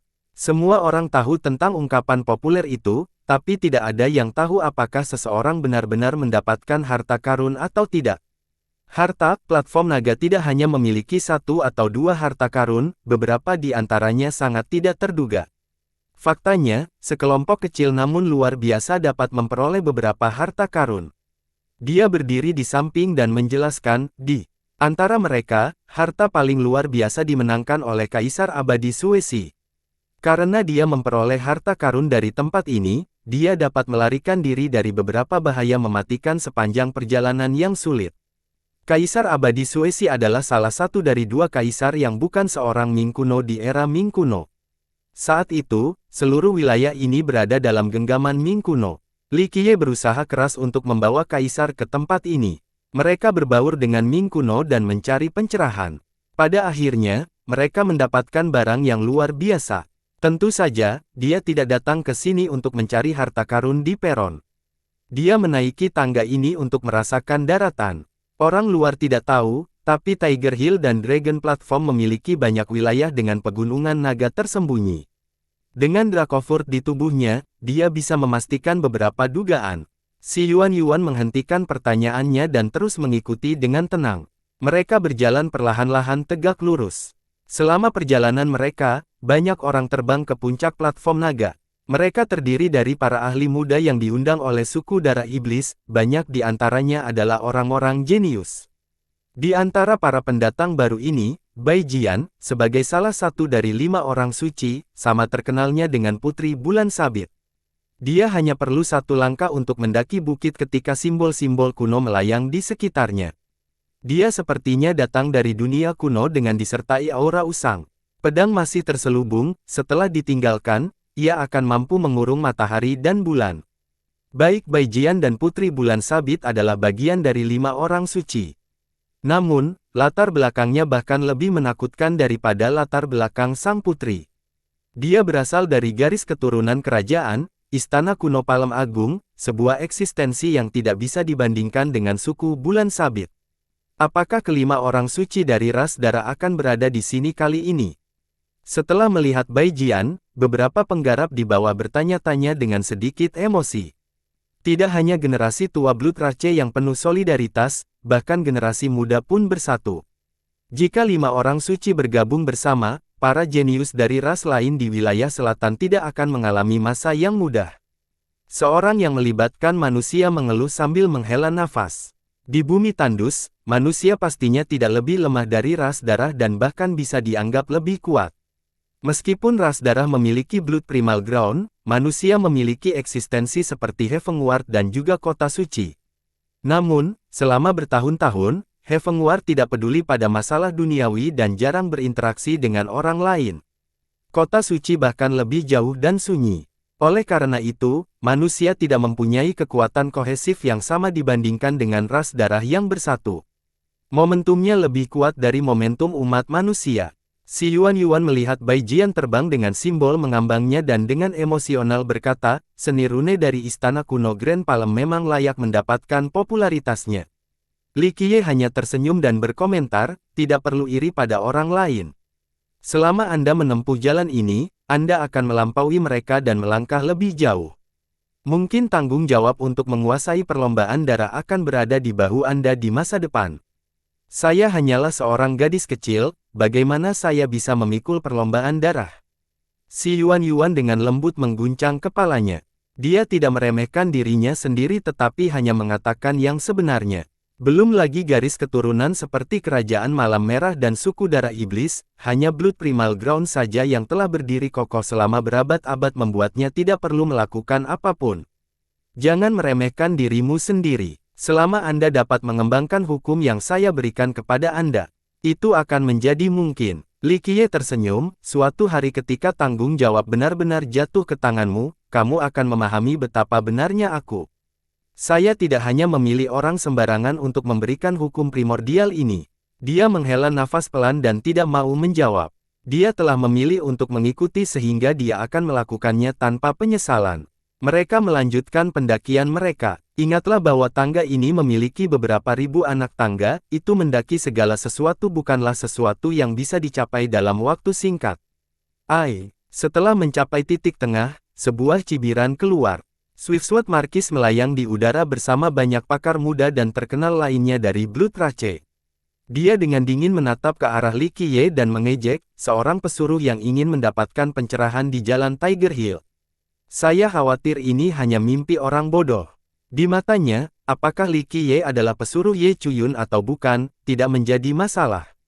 Dia hanya ingin mengejeknya karena kakak laki-lakinya, Qi Tianyu, menyukai Ye Chuyun sementara Li Qiye dan dia selalu bersama. Ini adalah sesuatu yang sangat pahit bagi saudaranya. Saudara Swiftwood, dia hanyalah manusia biasa. Bahkan jika dia hidup sampai 100 tahun, dia tetap tidak akan bisa belajar apapun dari jalur Tiger Hill. Seorang ahli darah di sebelah si Marquis tertawa terbahak-bahak. Namun, Li Qiye terlalu malas untuk melirik serangga ini. Dia terus maju dan mengabaikannya. Si Yuan di belakangnya juga tidak menjawab. Dia sangat patuh saat ini. Jika dia tidak berbicara, dia juga tidak akan mengambil alih. Seorang manusia rendahan yang mencoba memahami Tiger Hill, dia tidak mengetahui batas kemampuannya sendiri. Saya kira orang bodoh yang bodoh tidak bisa takut pada apapun. Marquis juga tertawa terbahak-bahak sebelum membawa kelompok itu ke puncak. Saat Li Qiye melanjutkan pendakiannya, sensasi yang hanya bisa dia rasakan menjadi lebih kuat. Dia hanya bisa menatap ke arah pegunungan naga tersembunyi di kejauhan. Konturnya yang seperti naga memberikan perasaan yang tak terlukiskan dan menekan, seolah-olah itu adalah naga yang sedang tidur. Seperti dugaanku, apa yang menyebabkan hal ini? Dia mengakhirinya dengan berkumpul di pegunungan. Dia mengerti mengapa guru berbicara tentang irama kelahiran di tempat itu. Sebenarnya itu bukanlah jantung yang sebenarnya, tapi gurunya tidak mengetahui rahasia khusus ini. Sebagai gagak hitam, Li Qiye telah mempelajari pegunungan sebelumnya. Namun, perubahan ini melebihi perhitungannya, itu terjadi lebih cepat dari perkiraannya. Hal ini membingungkannya. Apa yang menyebabkan perubahan khusus ini? Akhirnya, mereka berhasil melewati semua tangga batu dan mencapai platform naga. Peronnya berada di puncak bukit. Sekilas, itu menyerupai kepala naga yang mengaum ke langit. Bagian lain yang dilapisi batu tampak sangat datar seolah-olah itu adalah lapangan latihan. Ada sebuah gua besar di sepanjang puncak datar ini dengan banyak pilar batu tajam yang menonjol keluar dari dalam. Melihat ke bawah, seakan tak berdasar, menjangkau hingga kedalaman terdalam bumi. Ini adalah bagian yang menyerupai mulut naga. Itu memiliki cerita asal yang bagus. Legenda menyatakan bahwa ada harta karun yang luar biasa di sana, tetapi hanya mereka yang ditakdirkan untuk bisa mendapatkannya, tidak ada yang berani langsung turun meskipun ada rumor yang beredar. Ini karena ketakutan karena contoh-contoh di masa lalu. Banyak yang sudah turun sebelumnya, termasuk God Kings. Namun, tidak ada seorang pun yang berhasil keluar dari hidup-hidup. Tidak ada yang tahu kenapa, tapi singkatnya, mereka yang terjatuh tidak akan bisa keluar lagi. Mereka akan menghilang sepenuhnya, seolah-olah menghilang begitu saja. Belakangan, hanya pengungkapan terkenal tentang harta karun yang tersisa di sini. Orang jarang mendengar tentang orang-orang dari generasi ke generasi yang benar-benar memperoleh sesuatu dari tempat ini. Li Qiye tidak bisa menahan senyumnya setelah melangkah ke platform karena dia telah menguasai irama area ini. Itu seperti saat dia membawa Kaisar Abadi Suesi ke tempat ini. Dia pasti bisa mengambil harta karun lainnya, tapi yang mana, itu terserah takdir. Si Yuan melihat sekeliling dan melihat banyak orang berkumpul di peron. Semuanya adalah pakar muda dari wilayah selatan, banyak di antaranya dianggap jenius. Suku darah iblis adalah pemimpin di sini. Ada juga ahli dari ras iblis dan manusia. Namun, jumlahnya sangat sedikit. Oh, pesuruh kecil kita akhirnya naik ke atas. Sebuah komentar yang mengejek muncul saat Li Qiye menginjak kaki seseorang. Swiftwood Marquis mencibir dengan sinis, saya ingin tahu apakah anak kecil kita memperoleh seni magis dari perjuangannya untuk menyembuhkan. Dia penuh kebencian dengan usahanya yang bermaksud untuk mengejek Li Qiye. Dia ingin Li Qiye menjadi marah sehingga dia punya alasan untuk memberi pelajaran pada Li Qiye. Berani mencuri wanita kakak laki-lakinya. Tidak akan ada akhir yang baik bagi Li Qiye. Li Qiye tidak mempedulikannya. Matanya terlihat pada gua besar yang menyerupai mulut naga ganas. Selama jutaan tahun setelah dilanda hujan dan angin, keadaannya tetap sama. Swiftwood Marquis melanjutkan, Yo, pesuruh kecil ini tidak memiliki keahlian apapun, tapi pengendalian dirinya jelas merupakan yang terbaik. Benar-benar karakteristik yang bagus untuk kura-kura. Saat ini, banyak orang melirik ke arah Li Qiye. Mayoritas ahli muda di sini berasal dari Blood Rache. Dari situ sang Markis, mereka sedikit mengetahui tentang masalah antara Li Qiye dan Ye Chuyun. Tentu saja, tidak semua orang percaya bahwa Li Qiye adalah pesuruhnya. Mereka dapat dengan mudah melihat bahwa si Markis sengaja menyembunyikannya untuk memaksakan pertarungan. Dengan itu, sang Markis bisa menghancurkan saingan kakaknya dalam hal cinta. Li Qiye mengabaikannya dan terus menatap gua raksasa itu. Dia berjalan ke suatu sudut demi sudut pandang dengan keanehan yang aneh. Setiap langkah memiliki ritme yang tak terlukiskan. Yang lain tidak memperhatikan langkahnya, si Yuan adalah satu-satunya yang benar-benar fokus padanya berjalan karena dia bisa merasakan tetesannya. Dia mencoba menyadari makna di balik tindakannya. Saat Li Qiye dengan cepat mendekati area tempat duduk pertemuan mereka, seorang pemuda berdiri dan dengan dingin berkata, ini adalah tempat di mana saya berbicara dao dengan orang-orang berkemampuan lainnya, tidak sembarang anjing atau kucing bisa datang ke sini. Rambut panjangnya berkibar tertiup angin untuk menonjolkan sosok langsing dan tinggi. Meski bukan tipe berotot, fisiknya tampak penuh kekuatan dan memancarkan aura matahari. Dia adalah keturunan sekolah darah murni, Qi Tianyu. Dia mewarisi garis keturunan paling murni di sekolah, sehingga tubuhnya memiliki aura ungu samar. Sebagai tuan rumah, dia telah mengundang banyak anak muda ke platform naga. Di luar diskusi, mereka ingin menjalin persahabatan dan membicarakan harta karun di tempat ini. Ambisinya cukup besar karena ia ingin menggunakan grup tersebut untuk memahami Tiger Hill dan Dragon Platform untuk mendapatkan prestasi yang tidak kalah dengan pencapaian sebelumnya. Kelompok itu berdiri di sekitar gua sementara Li Qiye berjalan lurus ke arahnya. Qi Tianyu tentu saja tidak senang dengan penyusup baru ini. Terlebih lagi, Li Qiye adalah saingannya dalam cinta.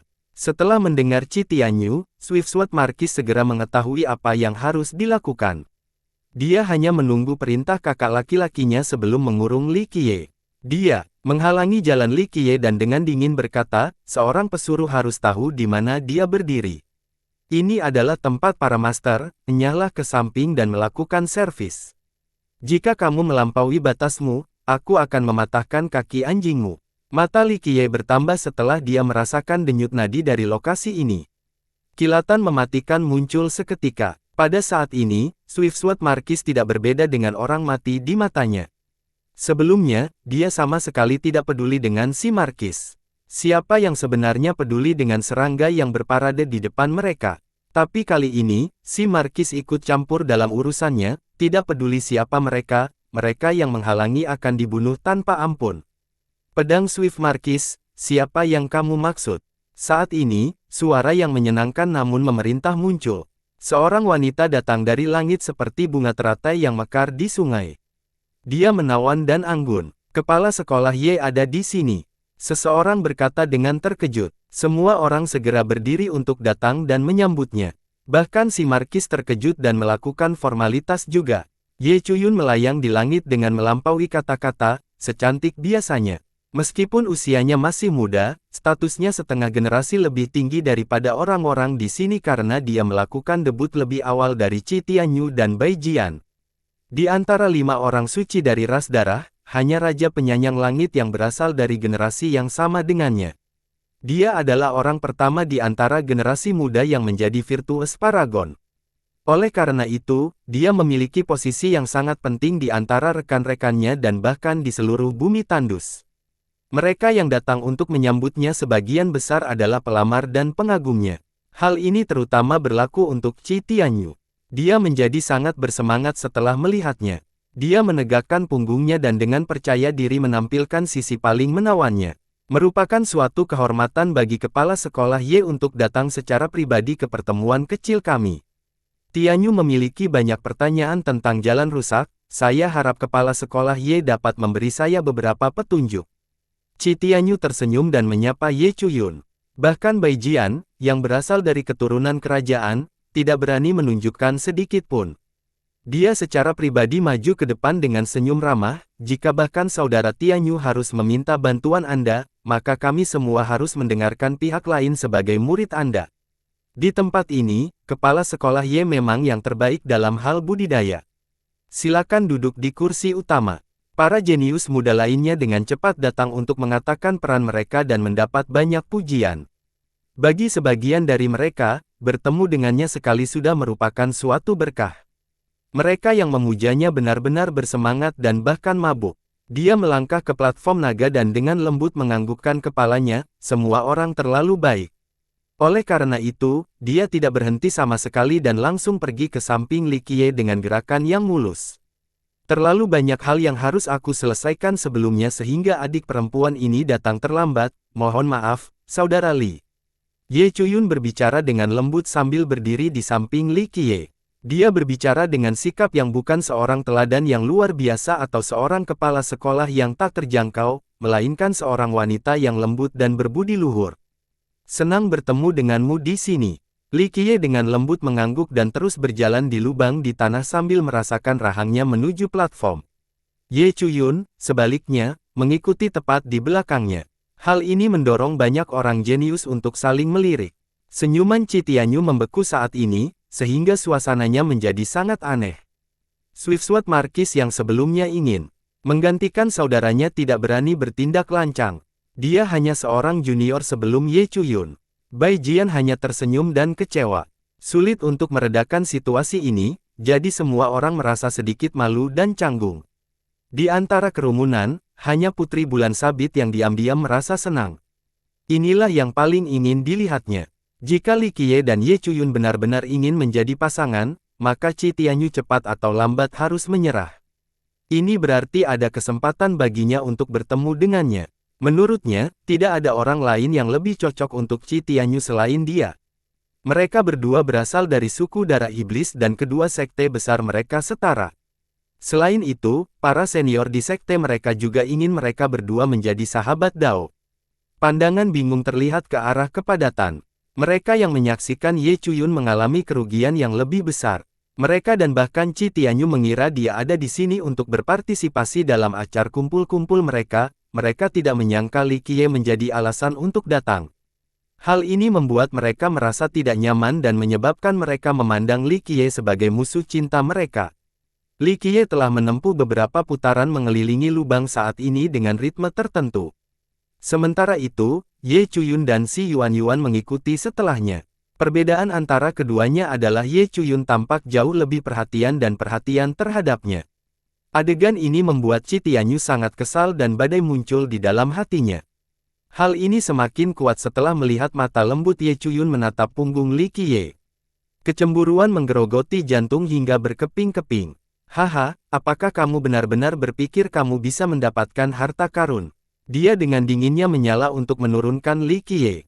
Li Qiye berhenti dan melirik ke arahnya sebelum tersenyum dan menjawab dengan acuh tak acuh, terus kenapa?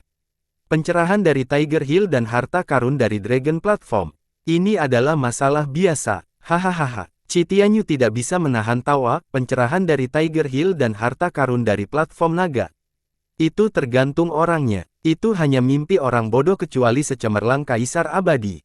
Haha, bangga, orang bodoh tidak tahu bahwa dia sedang bermimpi. Dia benar-benar berpikir bahwa dia cukup cemerlang untuk menjadi kaisar abadi di masa depan. Swiftsuit Marquis secara alami datang membantu saudaranya dan berbicara dengan sinis, tetapi dia tidak tahu bahwa tindakannya hanya membuat tertawaan dunia. Hanya buruk, itu saja. Para jenius muda lainnya berdiri di sana menonton. Mereka tidak mengenal atau mengenali Li Qiye. Mereka yang menyukai Ye Chuyun juga sangat senang melihat Qi Tianyu memberi pelajaran pada Li Qiye. Ye Chuyun memandang mereka dan sedikit meringis. Beberapa orang ingin bunuh diri, tidak ada yang bisa menghentikan orang-orang seperti ini untuk mengangkut menuju kematian. Li Qiye mengangkat alisnya dan dengan dingin berkata, jaga mulutmu atau kamu bahkan tidak akan tahu alasan kematianmu. Benarkah? Qi Tianyu menjawab di hadapan sang markis, saya juga ingin melihat siapa yang mengancam sekolah darah murni saya di tanah tandus. Siapa yang cukup berani untuk memusuhi sekolahku? Hanya kematian yang menanti mereka yang berani melakukannya. Jadilah cerdas dan kembalilah ke tempat asalmu. Ayah dan anak menggerutu, saudara terpercaya untuk melawan harimau. Qi Tianyu juga mendukung adik laki-lakinya saat ini. Tidak, kakak, sekolah darah murni kami tidak menindas orang, jadi kami juga tidak akan menindasnya.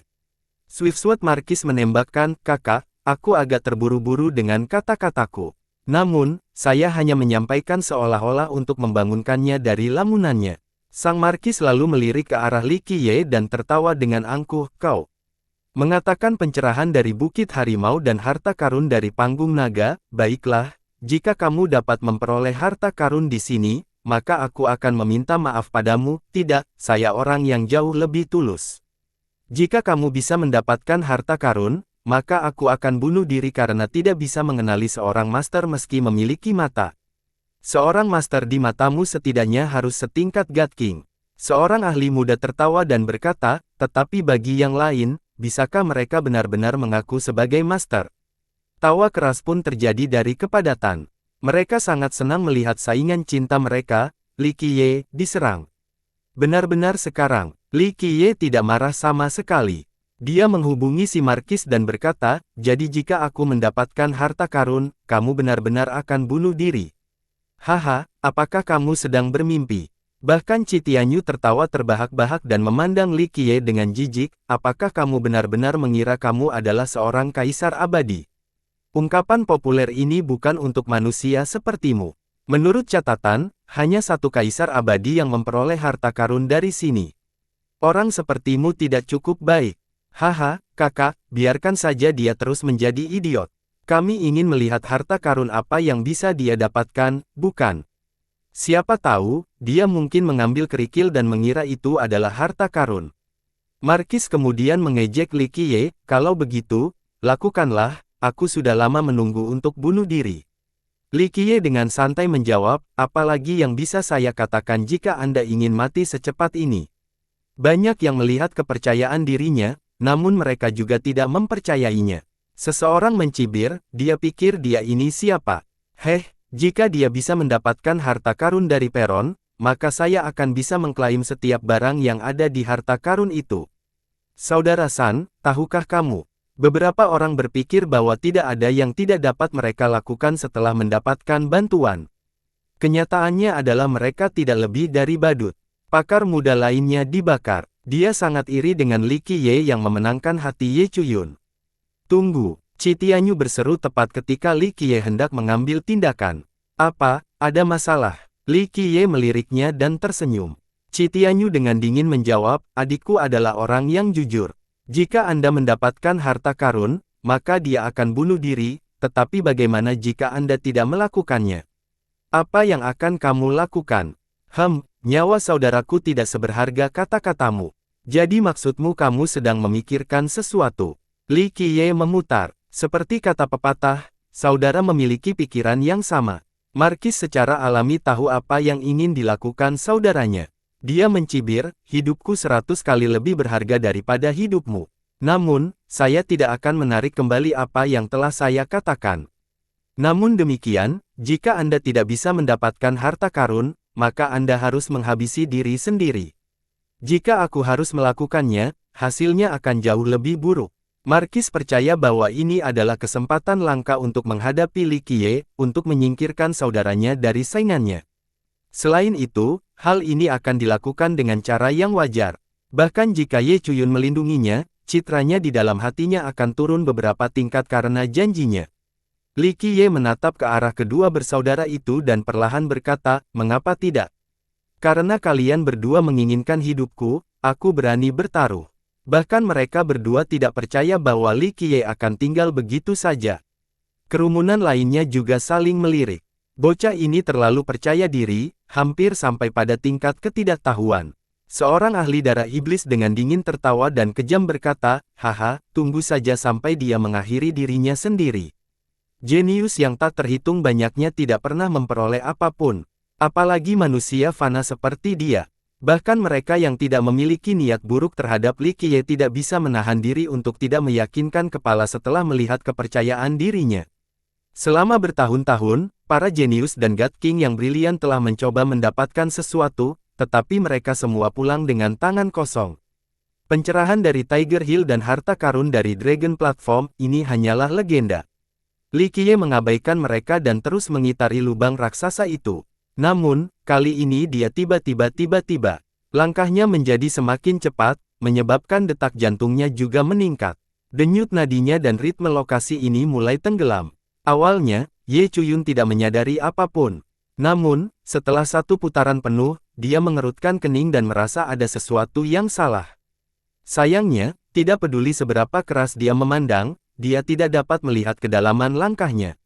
Faktanya, si Yuan sudah lama menontonnya. Dia, sebagai seorang jenius yang unggul dalam belajar mandiri, juga gagal memahaminya. Ye Chuyun baru saja tiba, jadi tentu saja dia juga tidak bisa memahami kejadian esoteriknya. Kecepatan Li Qiye menjadi semakin cepat. Iramanya menjadi semakin sulit dimengerti. Kini, detak jantungnya tidak lagi sinkron dengan area tersebut, malah memperkuat denyut nadi di area tersebut. Dialah satu-satunya yang mengetahui misteri Bukit Harimau, Anjungan Naga, dan bahkan Pegunungan Naga tersembunyi. Untuk membuka harta karun misterius ini, seseorang harus mampu mengendalikan denyut nadi area ini. Mendapatkan harta karun di platform naga bergantung pada takdir. Bahkan jika kamu berjalan 10.000 kali, itu tetap tidak berguna. Qi Tianyu tertawa dan mengejeknya. Markis menambahkan, kakak, orang itu hanya mengulur waktu. Jangan apa-apa, biarkan saja dia berjalan 10.000 putaran mengelilingi lubang.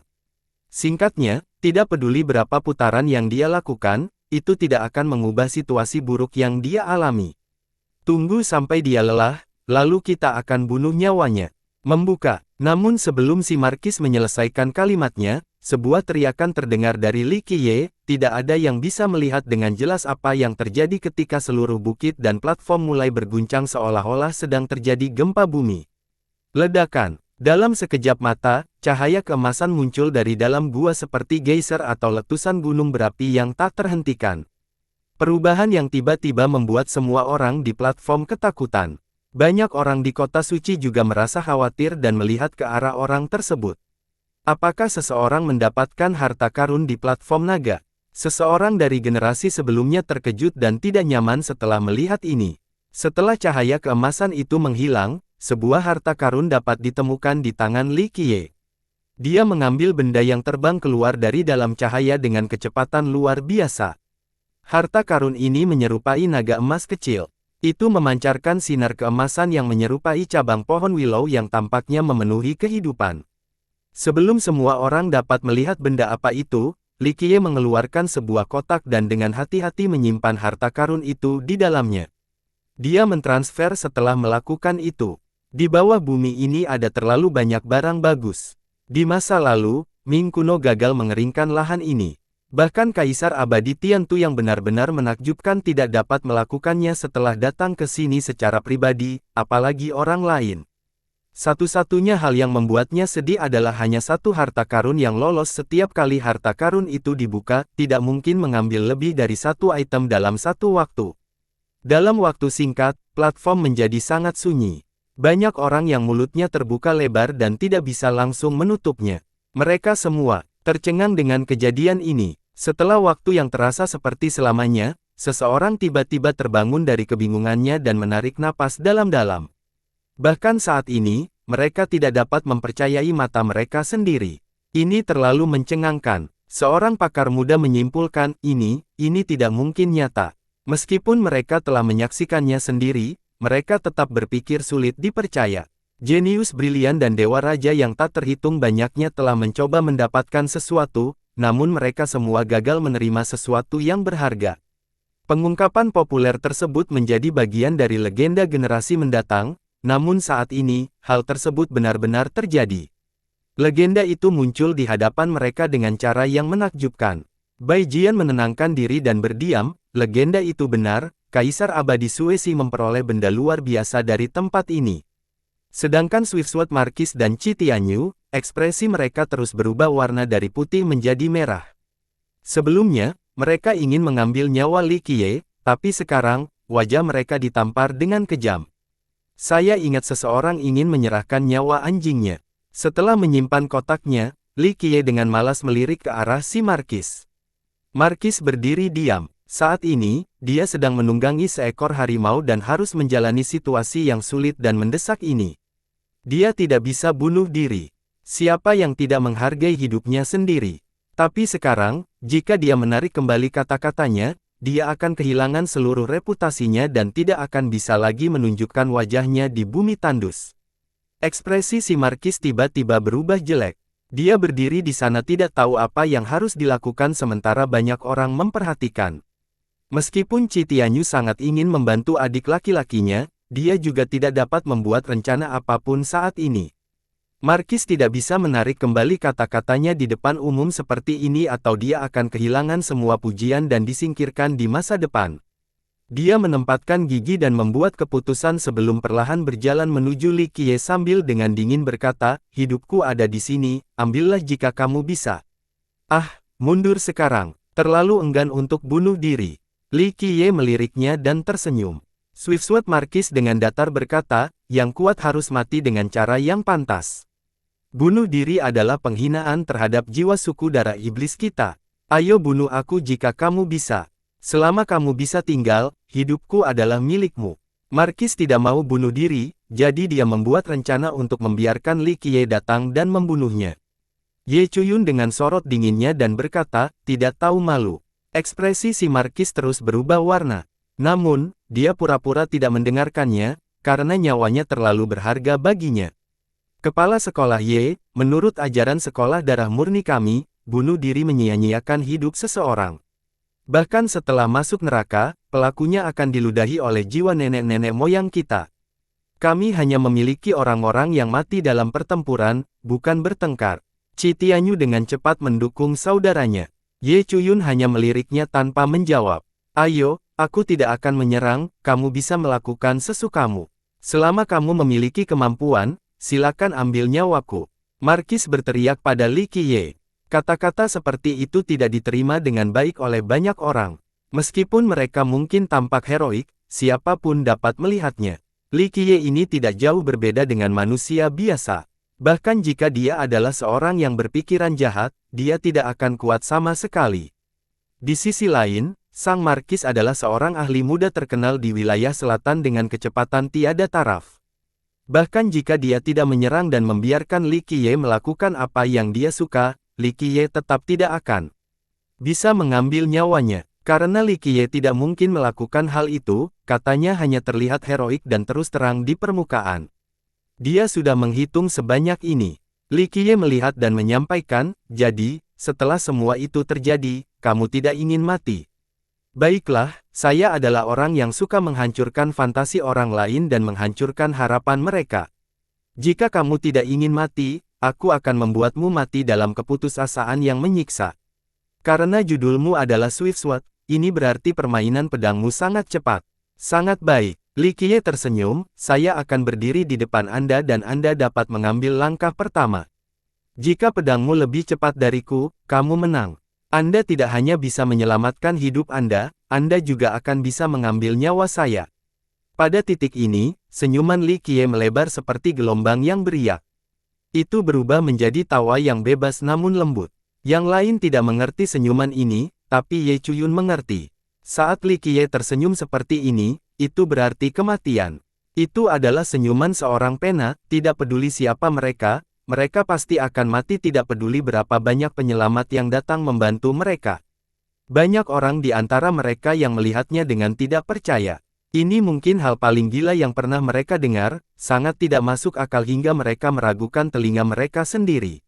Semua orang tahu bahwa meskipun budidaya si Markis tidak licik Qi Tianyu, bahkan kakak laki-lakinya belum tentu lebih cepat darinya dalam hal kecepatan. Tapi sekarang, Li Qiye ingin bersaing dalam kecepatan dengan si Markis, ini sungguh gila. Mereka menatap Li Qiye dan berpikir bahwa dia adalah orang gila atau seseorang yang menyembunyikan kemampuannya. Namun, mereka sangat skeptis karena tidak peduli bagaimana mereka memandangnya, dia tampak seperti manusia biasa. Hahaha, Swiftword Markis tertawa bahak dengan mengulangi yang sama seperti orang lain, berpikir bahwa Li Qiye sudah gila, bagus. Bahkan junior sepertimu meremehkanku. Baiklah, jika Anda begitu percaya diri, lalu apa lagi yang bisa saya katakan? Rasa hormat bukanlah pengganti ketaatan. Dengan itu, matanya bersinar sambil menatap Li Qiye, jika pedangku tidak secepat kamu, maka kamu tidak perlu melakukan apapun, aku akan melompat ke dalam gua. Apalagi Qi Tianyu mengungkapkan senyuman dingin saat ini. Situasinya telah berbalik. Li Qiye bodoh sampai pada titik di mana dia akan membantu si Markis pulih dari situasi sulitnya dengan mendekati kematian. Bersaing dalam kecepatan dengan adik juniornya. Qi Tianyu mencibir saat melihat Li Qiye mendekati kematian. Dia tidak bisa mengharapkan sesuatu yang lebih baik. Putri Bulan Sabit juga menatap dengan takjub. Dia tentu saja tidak ingin pria gila ini mati, tapi dia tidak dalam untuk mengatakan posisi apapun. Jika tidak, Qi Tianyu tidak akan senang dengannya. Hanya Bai Jian yang diam-diam menonton di tengah kerumunan, seolah ingin menyaksikan acara yang akan datang secara keseluruhan. Saya ingin tahu apakah Anda benar-benar akan melompat turun pada saat itu. Li Qiye tersenyum dan mendekat ke arah si Markis, lakukan gerakanmu. Saya harap pedang Anda secepatnya diklaim oleh gelar Anda. Ekspresi si Markis berubah jelek setelah diubah seperti ini. Dentang. Dia perlahan menghunus pedangnya. Itu menggesek sarungnya, menciptakan pedang yang terus-menerus. Dia dengan dingin menatap Li Qiye dan berteriak, persiapkan dirimu. Begitu aku bergerak, aku khawatir kamu bahkan tidak akan tahu alasan kematianmu. Apakah pedangmu sepelan mulutmu? Li Qiye dengan malas membalas tanpa melihat ke arah pria itu. Dalam sepersekian detik, mata si Markis menjadi dingin dan terfokus pada Li Qiye. Di persimpangan khusus ini, dia mampu memahami setiap perubahan pada Li Qiye. Meskipun dia tidak menaruh perhatian pada Li Qiye, dia tetap berasal dari garis keturunan yang hebat. Dalam pertempuran, dia akan sangat memperhatikan tindakan musuhnya sebelum memberikan pukulan fatal. Kerumunan lainnya menyaksikan dengan napas tertahan. Markis cukup terkenal dengan teknik pedangnya yang cepat. Banyak orang di sini yang telah melihat sendiri permainan pedangnya. Pedang akan melihat darah. Lebih sering daripada tidak, itu juga merupakan pembunuhan satu pukulan. Kilatan melintas. Markis melepaskan pedangnya. Itu terlalu cepat untuk dilihat secara visual dan langsung menuju ke tenggorokan Li Qiye dalam sekejap. Jantung semua orang berdetak kencang. Jika mereka yang berada dalam situasi ini, mereka belum tentu bisa menghindari tip cepatnya. Dalam sekejap mata, waktu seakan berhenti. Semuanya terhenti seperti gambar. Kerumunan lainnya menjadi terbelalak dan menyaksikan dengan tidak percaya. Dua jari mencengkeram pedang. Tentu saja, jari-jari Li Qiye lah yang menghentikan serangan si Markis. Li Qiye tampak begitu santai, Tapi si Markis tidak bisa menarik kembali pedangnya, seolah-olah pedangnya tertancap di antara dua gunung. Semua orang melihat serangan si Markis, tapi tidak ada yang melihat serangan balik Li Qiye dan bagaimana dia berhasil menangkap pedangnya. Ye Chuyun hanya menggelengkan kepalanya karena ini sesuai dengan ekspektasinya. Seseorang setingkat Markis hanyalah seekor semut di mata Li Qiye. Bayangkan saja tahun itu di Akademi Dao Surgawi, ketika tindakan sederhananya menghancurkan sekelompok leluhur. Markis ini tidak ada bandingannya. Retakan. Sebelum ada yang bisa mendapatkan kembali akalnya, suara patah tulang pun terjadi, diikuti dengan darah muncrat kemana-mana. Ah! Jeritan melengking penuh penderitaan membubung ke langit. Kerumunan akhirnya melihat bahwa kedua tangan dan kaki si Markis dihancurkan oleh Li Qiye. Dia gemetar setelah jatuh ke tanah dalam penderitaan yang luar biasa. Li Qiye menginjak si Markis dan dengan santai berkata, mengklaim sebagai Swift Sword pada level ini. Semua orang merasa tercekik setelah melihat ini. Li Qiye terlalu cepat, tidak ada yang bisa melihat bagaimana dia menghancurkan anggota tubuh si Markis sama sekali. Meskipun fondasi Dao Li Qiye telah disegel, keempat fisik abadinya masih ada di sana. Apakah ada yang lebih cepat daripada Soaring Immortal fisik di dunia ini? Hentikan kelancanganmu. Qi Tianyu kaget dan berteriak setelah melihat si Markis diinjak-injak oleh Li Qiye. Apa yang kamu rencanakan? Mata Ye Chuyun menjadi dingin saat dia berbicara dengan serius setelah melihat Qi Tianyu bergerak. Dengan sangat marah, Qi Tianyu menarik napas dalam-dalam sebelum melihat ke arah Li Qiye untuk membuat kesepakatan, jika memungkinkan, sekolah darah murniku bersedia menebus nyawa kakakku. Sebutkan saja harganya. Kedua bersaudara itu memang sangat dekat.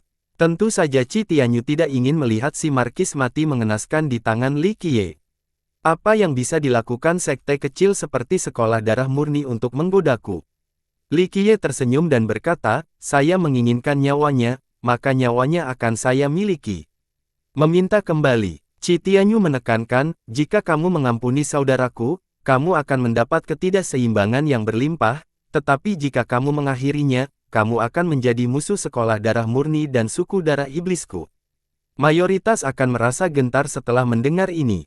Sekolah itu adalah sekte besar di wilayah selatan, dan tidak perlu dikatakan lagi tentang suku darah iblis karena dianggap sebagai suku terbesar di wilayah tersebut.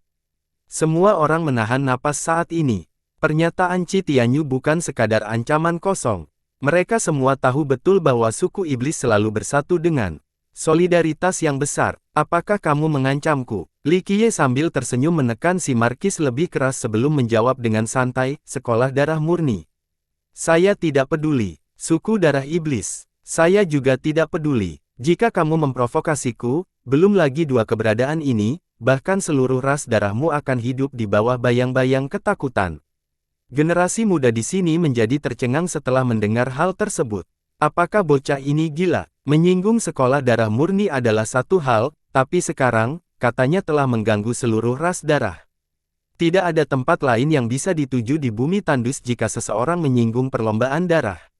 Kata-kata yang berani, ras kita darah akan hidup dalam ketakutan. Apakah kamu pikir kamu adalah kaisar abadi? Suara dingin bergema dengan sangat besar, menyebabkan orang lain menjadi sesak napas. Dua orang melangkah ke platform naga, satu muda dan satu tua. Pemuda itu adalah Crimson Knight Duke sementara yang lainnya adalah seorang lelaki tua dengan rambut beruban. Energi darahnya seperti kabut, seolah-olah tubuhnya sendiri terbentuk darinya.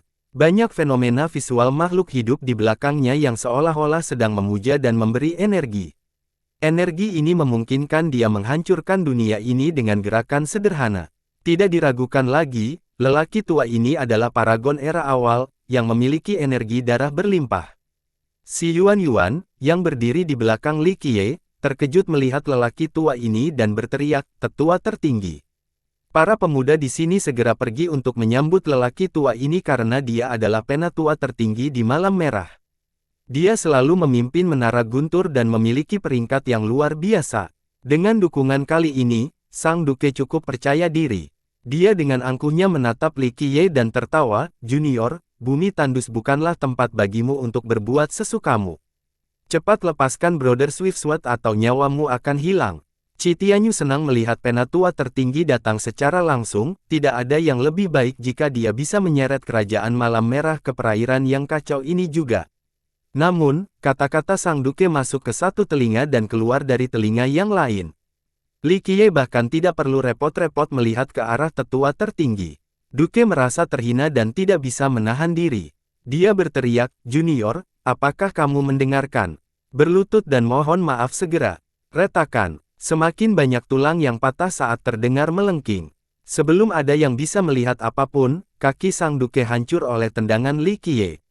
Dia langsung terjatuh ke tanah dan merasakan kesakitan sebelum Li Qiye menginjak tubuhnya juga. Akhirnya kembali ke kota suci setelah beberapa waktu. Saya merasa damai, tapi sayang sekali, beberapa orang idiot merusak suasana hati saya yang baik. Dengan satu kaki di atas Sang Duke dan satu kaki di atas Sang Markis, Li Qiye perlahan berkata, "Sepertinya jika aku tidak membantai beberapa puluh ribu orang, orang-orang akan mengira aku adalah kumpulan adonan yang bisa diuleni oleh siapapun." "Junior, berhenti." Pemimpin tertinggi merasa khawatir dengan perubahan mendadak ini. Dia berteriak dengan keras dan menyebabkan kemacetan orang-orang karena kesulitan.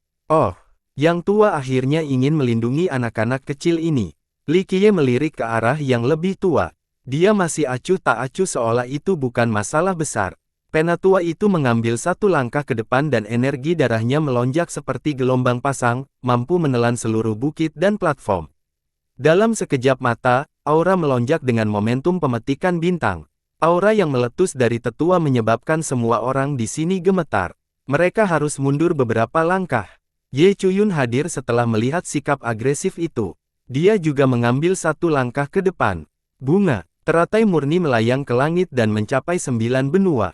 Itu dengan mudah menghentikan aura orang tua itu. Meskipun yang lebih tua adalah paragon era awal, budidayanya tidak sebanding dengan milik Ye Chuyun. Paragon era awal adalah yang terlemah di antara paragon biasa sekalipun. Ye Chuyun sangat kuat sebagai teladan pertama generasi muda.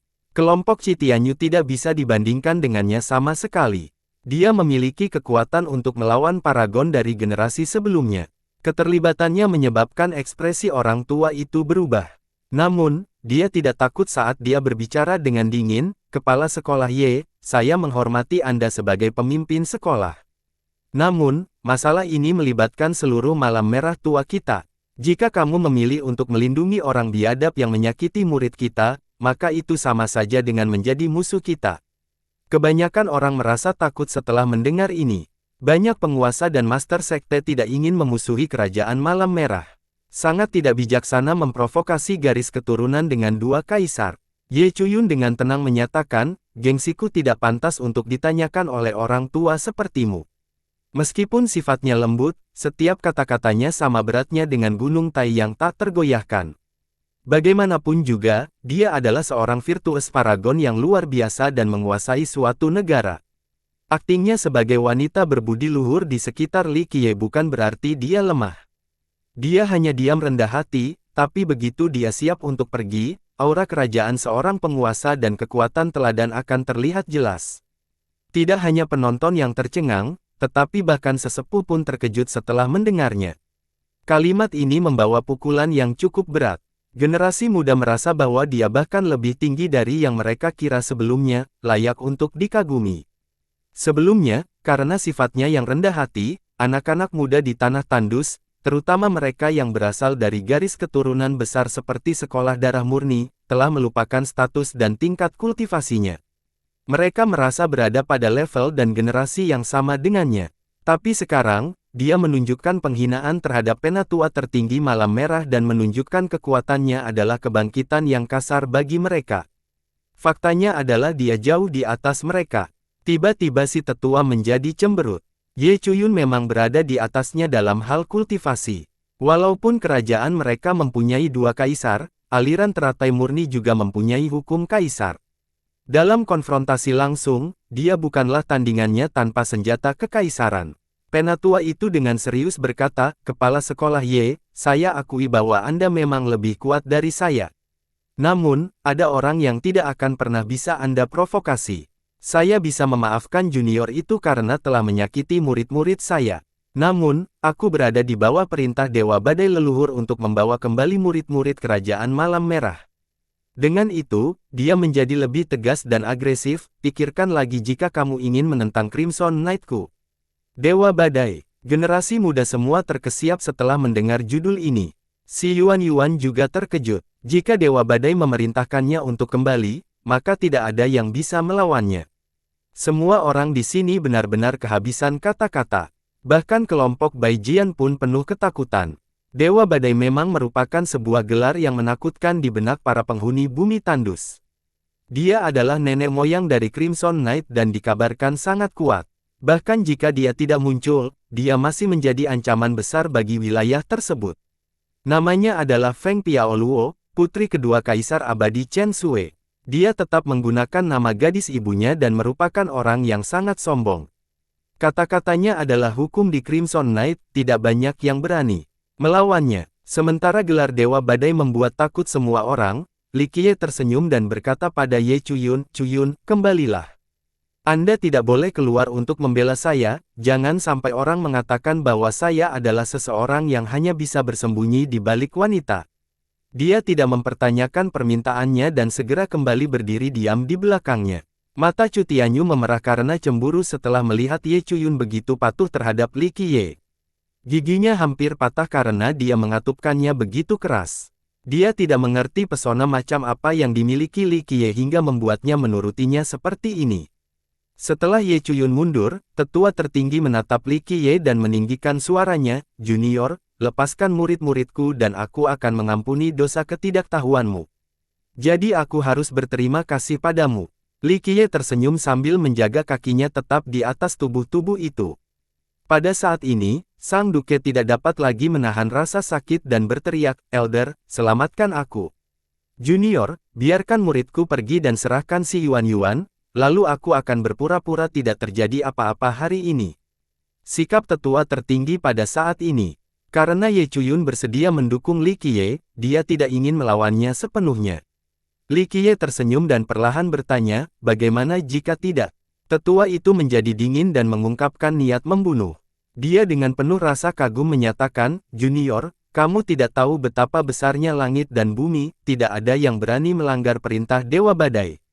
Untuk pelanggar, bunuh tanpa ampun, tidak ada yang bisa melindungimu di bumi tandus." Si Yuan menjadi pucat setelah mendengar ini.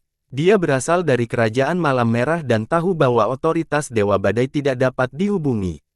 Saya akan kembali bersama Anda, tetua, selama Anda tidak melanjutkan kesalahan bangsawan muda Li." Si Yuan melangkah keluar dan memerintahkan kepalanya. Dia tidak berpikir bahwa masalahnya akan sampai ke Dewa Badai. Dia juga tidak ingin melihat Li Qiye dikejar oleh Dewa Badai karena dia memahami bahwa kemungkinan besar kepulangannya akan mengakibatkan dia menjadi tahanan rumah. Namun, dia lebih memilih ini daripada Li Qiye yang mati demi dirinya sendiri. Bersambung.